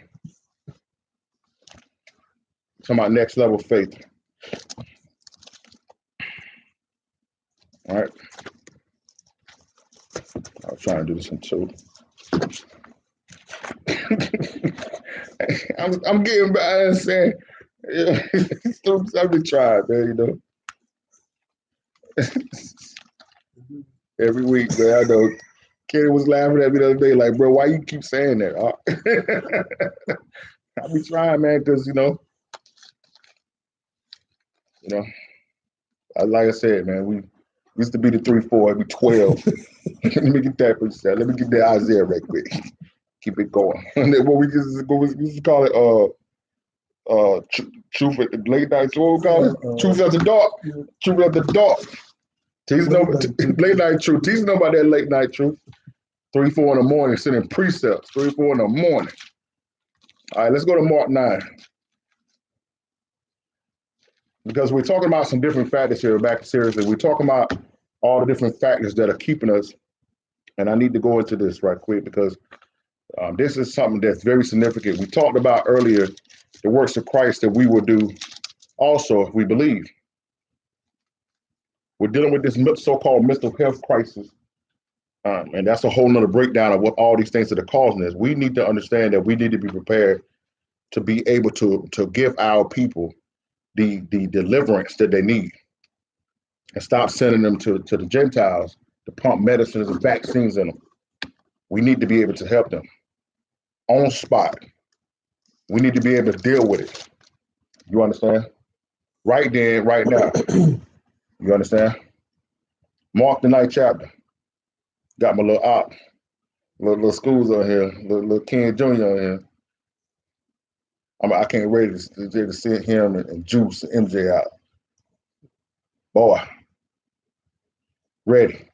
Let's go to Mark 9, and let's go to let's start at verse 16. And he asked the scribes, "What question ye with them?" Now, so what happened was Yeshua was off by himself, and the disciples had went off. And when he walked back up, Yeshua walked back up, and he see this big crowd around his disciples questioning. You understand? And in essence, this is what's going on today. The Christian church has failed our community, whether they want to accept it or not. The pastors have failed the community, whether they want to accept responsibility or not, right? And so with everything going on, people are asking, look at our families, look at the children. Everybody's saying, the pastors is a laughing stock. Now, we know there's plenty of good pastors out there who will give the shirt off their back to doing everything they can. But unfortunately, as I tell people all the time, the bad people get depressed and the good ones have to deal with the mess. That's just the reality of it. But as a whole, the Christian church has failed the so-called Black African and so-called African American community. It failed them. So now every day on social media, every day they're being bombarded with questions. Why is this going on? What are you going to do about this? Why is this happening? What are you going to do about domestic violence? What are you going to do about education? What are you going to do about single parents? What are you going to do about mental health? They're getting all these questions constantly. And they don't have any answers because they're not getting it done. They're preaching, hollering, going to church 4-5 times a day on Sunday, and nothing's changing. The community still look the same or worse. You understand? So Yeshua comes up and he's saying, like, what's going on? Why all these people around? Why y'all questioning them? Verse 17. And one of the multitude answered and said, Master, I have brought unto thee my son, which has a dumb spirit. Mm-hmm. And wheresoever he is taken him, he teareth him, and he foameth and gnasheth with his teeth, and pineth away. And I spake to thy disciples that they should cast him out, and they could not. And they could not. Remember, that's why we took you over to Matthew 10 to see what Hamashiach had gave them the power to do. And one of those things was to cast out devils. And they couldn't get it done. And the pastors and the bishops and the apostles and the prophets of these churches supposedly have the power to do these things, saying you operate in the spirit. But when these people come in with these problems, you send them down there to the mental health issue, tell them, go see a psychiatrist. You understand? They said he couldn't do it. He couldn't do it. And this is what's going on in our community, where we happen to go everyone else. When once upon a time, when the widows, which will be equivalent to the single mothers today, when they needed food, when they needed supplies, when they needed help with the kids, they went to the church. Now our people go to social services and get them treated as a statistic. Everything that the church was designed to do has now been shifted over to the government. The government that doesn't believe in the God of Abraham, Isaac, and Jacob. What did we think was going to happen as a result of our community? When a government that hates us has now been entrusted to take care of us. What did we actually thought was going to come out of that? I call you 3/5 of a man, but I'm also going to make sure you're good. Come on, man. Really? I can't pass anti-lynching laws, but I'm going to make sure you're good. I shoot you in the street. I raid your house. I send you in prison for crimes you didn't commit. I pass laws on purpose to get you locked up. I set say so-called war on drugs, and then I put the drugs in your community. but I'm going to look out for you. Boy, stop. And then the pastors are standing shoulder to shoulder with him. We'll vote for him. Bringing these devils to your churches. Tell them, yeah, vote for him. Support him. Right? That's what happened, right? Watch this. For a second time. Look what Yeshua tell him. Verse 19. And he answered and said, O faithless generation. Listen, he wasn't talking to the crowd. He hadn't been walking with the crowd. He was talking to the disciples there. I wanted to make sure that's understood there. He wasn't talking to the people that was looking for the deliverance. What did he say? O faithless generation. Mm-hmm. How long shall I be with you? Mm-hmm. How long shall I suffer you? Bring him unto me. Man, bring him to me, man. Watch this. Now, for a second time, D, let's go down to verse 23.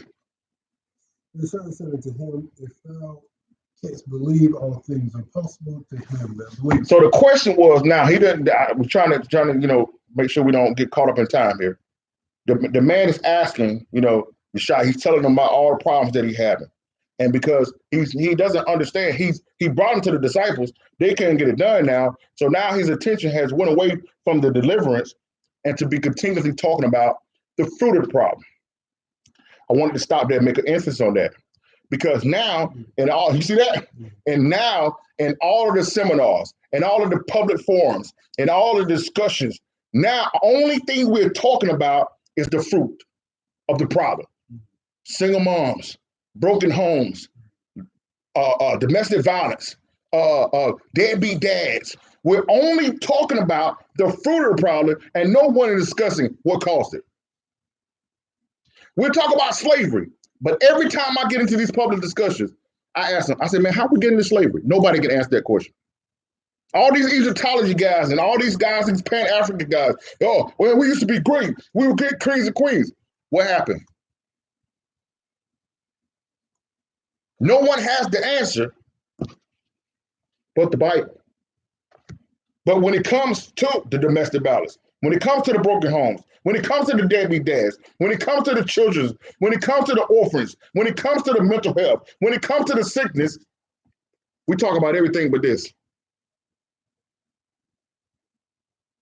Because now our people have been taught that this is not the answer because of Christianity. When I keep trying to get people to understand that Christianity has nothing to do with this. Christianity is the only religion or anything that I've ever heard or telling people, yo, don't worry about 3/4 of the book, just focus on a part of it. If a guy tried to sell you a book and say, yo, check out my book I got, don't read the first 200 pages, just look at the last 50. You will look at him like he's crazy. But yet that's what pastors tell their members every Sunday. Don't worry about the big part of the book. Matter of fact, the 14 books, we're going to kick that out. We're going to take that out of it. And then the other, you don't even worry about it. Unless you got a sermon or something that you need to put a verse in, just to sound right about what you want to preach. Then you bring it out, right? So you'll be in there claiming, the blessings are going to come. You're going to be the lender, not the bar. You're going to be the head, not the tail. But won't ever read the verse and say, if you keep my commandments. You see that?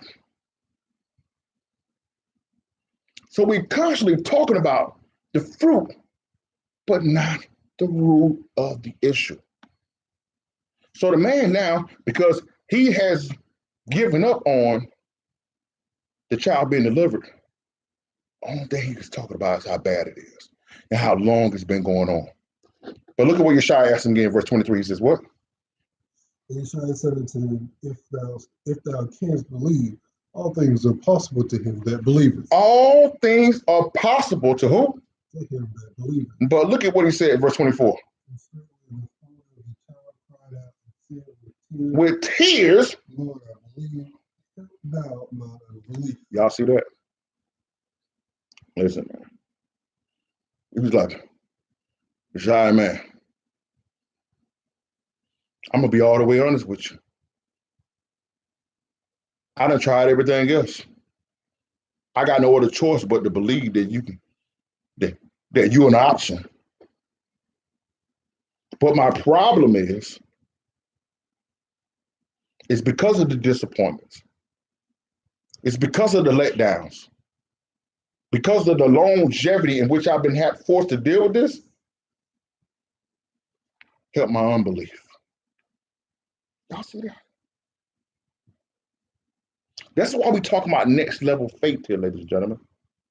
It's because it's going to have to come to a point in our lives where we can't no longer be operating under the base entry level belief of Christ. It's going to require more. If we want to see the fullness of the blessing what Israel has been promised, it requires the fullness of belief and faith. Watch this. Now go to verse 28. Now we know that Yeshua cast the demon out, the little boy was healed, right? Now the people have left, and the disciples are like, dang, man, they're embarrassed. Yo, man, it's rough, man. Stop, man. You know what I'm saying? Like, stop, man. So watch what happens. Verse 28. And when he was coming to the house, his disciples asked him privately. Notice it said asked him privately because they didn't want to talk about it publicly. They asked him privately, said, what? Why could not we cast him out? And he said unto them, this kind can come forth by nothing but by prayer and fasting. By nothing but by prayer and fasting. Now we got to go to this. Let's go to Isaiah 53, 58. I need to show y'all this because a lot of our people, ladies and gentlemen, do not understand how and why they should fast. Many of our people have been taught that when you want something from God, you got to fast to get it. A lot of the churches, because they believe that January is the beginning of the new year, many of them start off their new year with a fast.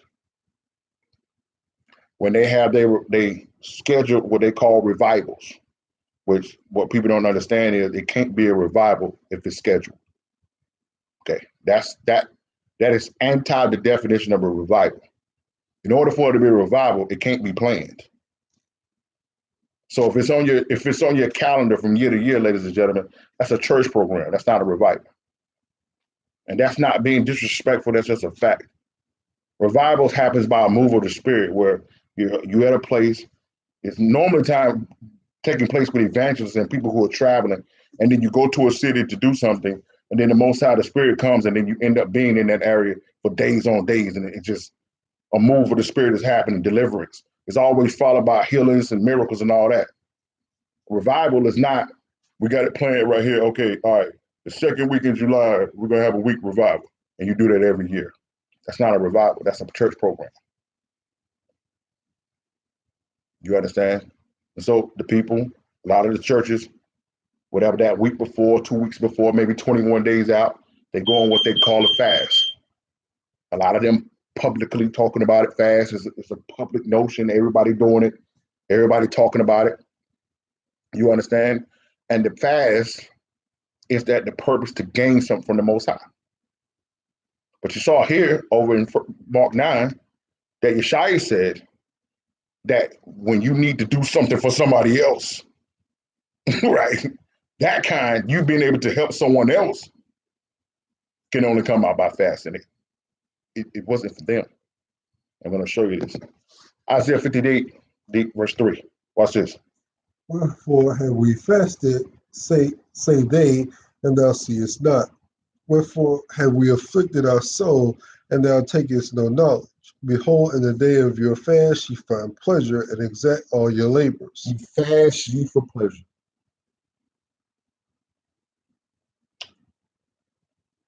Asking the Most High, you know, last week I fast. You didn't see that? I did an immediate fasting, and I didn't eat the sundown. But you never acknowledged it. That's what we're doing. Most I said you're finding pleasure in the fast. Watch this. I needed y'all to see this, so you won't say, oh, that's just your words. Watch this, verse 4. Behold, you fast for strife and for what? Yeah. Many of you just like the guy, the Pharisees, that when in the scripture when it said where the Pharisees and the publican came up to the temple to pray, and he was like, yo, hey, I fast twice a week. Hey, I ain't like this other guy over here. That's for reasons why many of you are fasting. And we fast just for debate. So you can say, yeah, for 21 days, I gave up coffee for the Most High. You know what I'm saying? For 21 days, and then you announce it.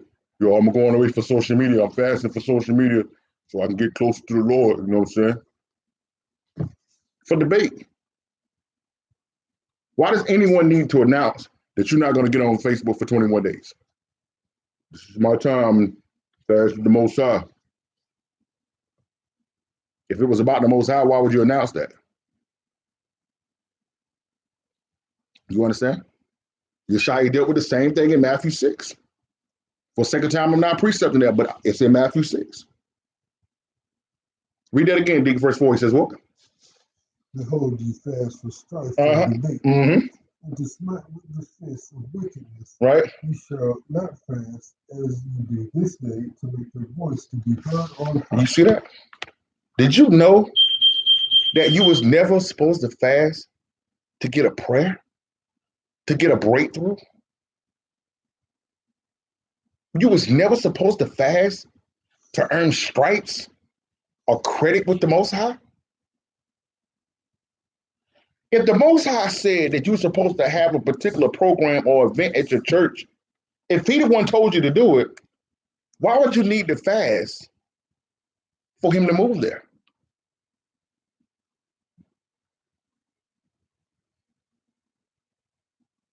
You understand? But religion, and that's why it's so amazing that Christians accuse Israelites of being in a religion when the only ones that's in a religion are the ones who call themselves Christians, which is following the Bible. Read that last part, what he said. He says, what? You should not what? Verse 4. Yes. You should not fast this day, right, to make your voice to be heard on high. You was never supposed to be doing that. It was never supposed to be no one fasting to get a breakthrough.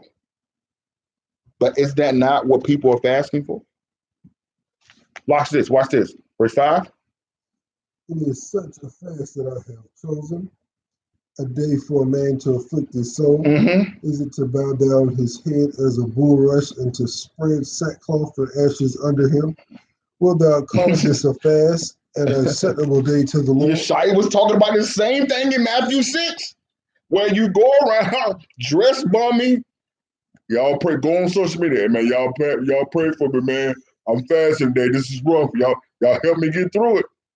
Most High said, do you think this is a fast that I'm going to receive when you're making yourself look sad, look mad, look pitiful on purpose so you can get pity and respect from other people? Man, call you later. Fasting today. You know what I'm saying? I feel like I got to get close. I need to get closer with the Most High. Right? So I need you to be on your face for me today. Right? Y'all, I'm being funny with it, but I'm not, because that's what we're doing. Watch this. Watch this. Verse 6. Is not this the fast that I have chosen? The Most High said, listen, this is the fast that I have chosen. Go ahead. To loose the bands of wickedness. But this is the problem. When you believe that the law is done away with and that grace covers it all, you don't believe that there's some sin need to be removed from your life. So why would you fast for that? You see, the disciples hadn't right here in Mark, the 9th chapter where we just came from, the sins of Israel had not been paid for. So they still had sin. A lot of them were still prideful. A lot of them were still dealing with unbelief. A lot of them were still dealing with strife amongst themselves. They had problems. And because of that, they was not in the position to go to the next level of faith. But the Most High is saying here, read that again, verse 6, he says what? Is not this the fast that I have chosen? This is the fast that he has chosen to do what? To loose the bands of wickedness. Uh-huh. To undo the heavy burdens. To undo the heavy burdens. You see that? This is the reason that we are supposed to be fasting. To remove the things from us to able to be order to be used to do the works that are called for our hands to do. This is the next level of faith. This is how you get to that next level of faith. But if you don't do this, if that's not your agenda, if that's not your motivation, the burdens, the yoke that you're still carrying, the wickedness that is still in your heart, because it has not been released, it makes you ineffective. It makes you unprofitable for the Most High. And you can't get to the next level. You understand? Watch this. Verse 7. Is it not to deal thy bread to the hungry, and that thou bring the poor that are cast out to thy house? When thou seest the naked, thou cover him, that thou hide not thyself from thy own flesh. You see that? He said it's also, you're supposed to be fasting so that now, when you was eating 3 meals a day, comfortable, now you remove one of those meals that was for you to make sure someone hungry was able to eat. Who is fasting for that? Taking food off your plate to make sure somebody else eats. Not buying you something that you need in order to buy something that buy something for someone else who needs it. You got a coat in your closet. It's kind of what they call out of style. But then you come across this person who don't got no coat. You fast from your own pleasure that you have only to make sure that the naked is clothed. Now, if you had the money to buy your coat and the other person's coat, many of you would do that.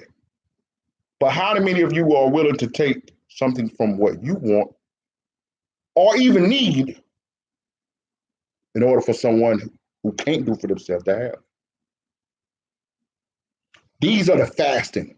These are the sacrifice. These are the afflicting of the souls that takes you to the next level of faith. Not going and say, you know what? I want to get this. I want this house. I want this car. I want this money. I want this job. I want this wife. I want this husband. I want my boys. I want my virtuous wife. So let me fast to get it. Nah, that's Christianity. That ain't the Bible. You see that? Watch this. Verse 8. Then shall my light break forth as the morning and shine health, and as forth as the morning, and thine health shall spring forth speedily. You see that? So as a result of you fasting for the right reasons, you still get blessed. You see that? Watch this. Go ahead. And that righteousness shall go before thee. The glory of the Lord shall be thy reward. The glory of the Lord shall be thy reward. Because now you're in a position to actually do the works. And now the Most High can bring glory to your life by you glorifying his name. You see that? Watch this. Because back over there in Mark 9, if the disciples would have cast that demon out of that young man, those disciples wouldn't have got glory. They'd have knew that was the power of the Most High. But then they would have been in a position where they'd have been more productive to Israel.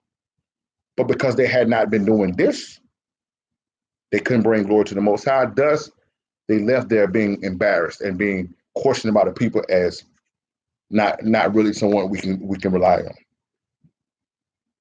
Do the people in your community, in your family, your friends, see you as someone they can rely on when it's time for spiritual matters to be done? Or you just come to tell them that Thanksgiving ain't of the Most High? That's all you got for them? That's all you got is Deuteronomy 28:68? That's all you got? Is that all you can tell them? Can you get a prayer through? If they sick, can you lay hands on them, they be healed? We're talking about next level faith here. You're gonna need more than that, champ. There's some maps. See that? Watch this. Verse 9. Then shall thou call, and the Lord shall answer. Then shall thou call, and the Lord will answer. Go ahead. Thou shalt cry, and the Lord shall say, here I am. Mm-hmm. If thou take away from this the yoke, putting forth of the finger, and speak vanity. You see that? You see what the Most High said? You got now, in order for me to be able to do this, you got to take away the midst of you, that yoke that's holding you down. You got to stop pointing fingers and looking at everybody else and talking about you evil, you wicked, and say, I'm evil, I'm wicked. I got some things I need to fix. And speaking vanity. And as a result of me doing that, what will happen? Verse 10. Let thou draw this soul to thee and satisfy their soul. Right. Then shall thy light rise in obscurity, and thy darkness shall be as the day. You see that? That's how you're able to be productive. This is the next level of faith of the Most High. Verse 11. And the Lord shall guide thee continually, and satisfy thy soul in drought, and make fat thy bones, and thou shalt be like a watered garden, and like a spring of water whose water fail not. And they that shall be of thee shall build the old waste places. Thou shalt rise up the foundations of many generations, and thou shalt be called the repairer of the breach, the restorer of paths to dwell in. You see that? That's what you can be known as. This is the next level of faith there. You understand? Watch this. Verse 13. Thou turn away thy foot from the Sabbath, right? And doing thy pleasure on my holy day. Doing thy pleasure now on our holy day. Go ahead. Right?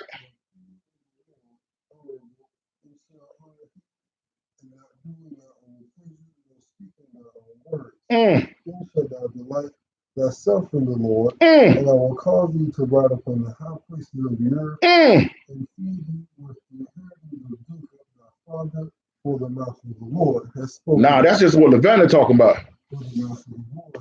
Nah, Jay, that's just something you talking about, bro. For the mouth of the Most High, a higher, has spoken it. Tonight's lesson is entitled Next Level of Faith. That's it. Tonight, we like to give all praise and honor to a higher Bahashem Yeshaya, Rawawak, for everything that took place here tonight. I pray and hope, ladies and gentlemen, that you understand fully what the Most High is trying to say to us tonight, that you understand and grasp hold of all that the Most High has for you. We understand, ladies and gentlemen, that the times are hard and things are difficult, but what I need you guys to see, beyond a shadow of a doubt, that the Most High is with us, that the Most High is for us. And if you will trust in Him, if you will put away the things that are blocking you, if you will give yourself unto the Most High, allow Him to be the end all of everything you do, say, and how you live, you will watch. You will see yourself go to the next level of faith, and you can do greater works through the Most High. Matter of fact, D, give them Ephesians 3:20. That's end off on that. Watch this.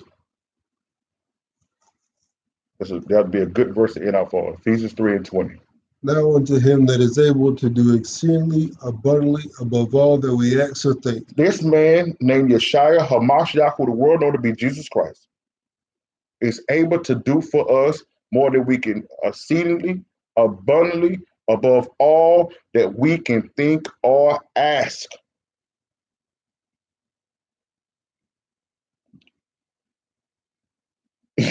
I'm pausing down that.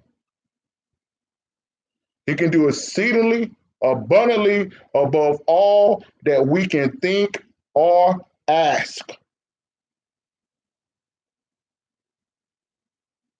And unless we do as he did in that garden and say, not my will, but thy will be done, we will never experience that. It's time out for being mediocre. It's time out for getting second best. We are the 12 tribes of Israel. The Bible says in 2 Corinthians 1:20 that all of God's promises are yes and amen. Every promise that he made to our father Abraham, Isaac, and Jacob is yes to us. Read that again. Ephesians 3:20. What did he say? Now unto him that is able to do exceedingly abundantly above all ask or think. And how would he do it?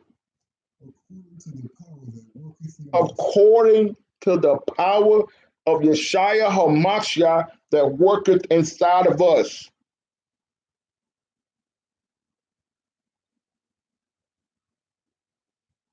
Give him Mark 11:22 through 24. Watch this. We're about to wrap this thing up, but I just want to just keep piling on that faith so we can go to that next level of faith. Watch this. Mark 11:22 to 24. And Yeshua answered and said unto them, have faith in God. Have the faith of the Most High. Go ahead. But I say unto you that whosoever shall say unto this mountain, be thou removed. So I don't care what mountain is in your life, whether it be depression, cancer, poverty, brokenness, heartbreak, your child, wayward child, bad husband, bad wife, bad mama, unruly kids, whatever. Go ahead.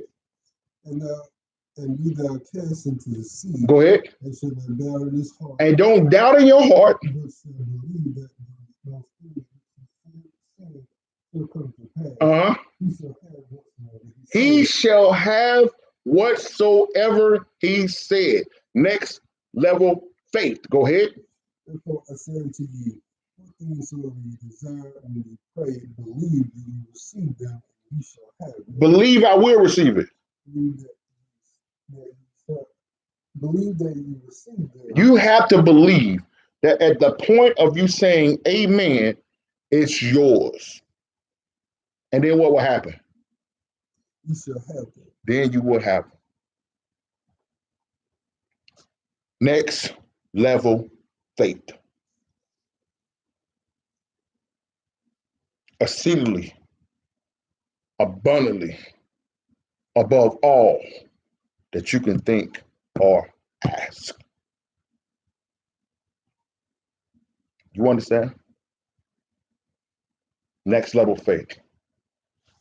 Now tonight we'd like to give all praise and honor to a higher by Hashem Yeshaya where we walk for everything that took place here tonight. We pray and hope that you were edified. We pray and hope that the Most High name was glorified.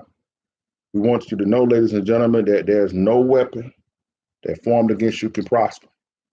But you need to make sure also that you are not the weapon yourself that's working against you.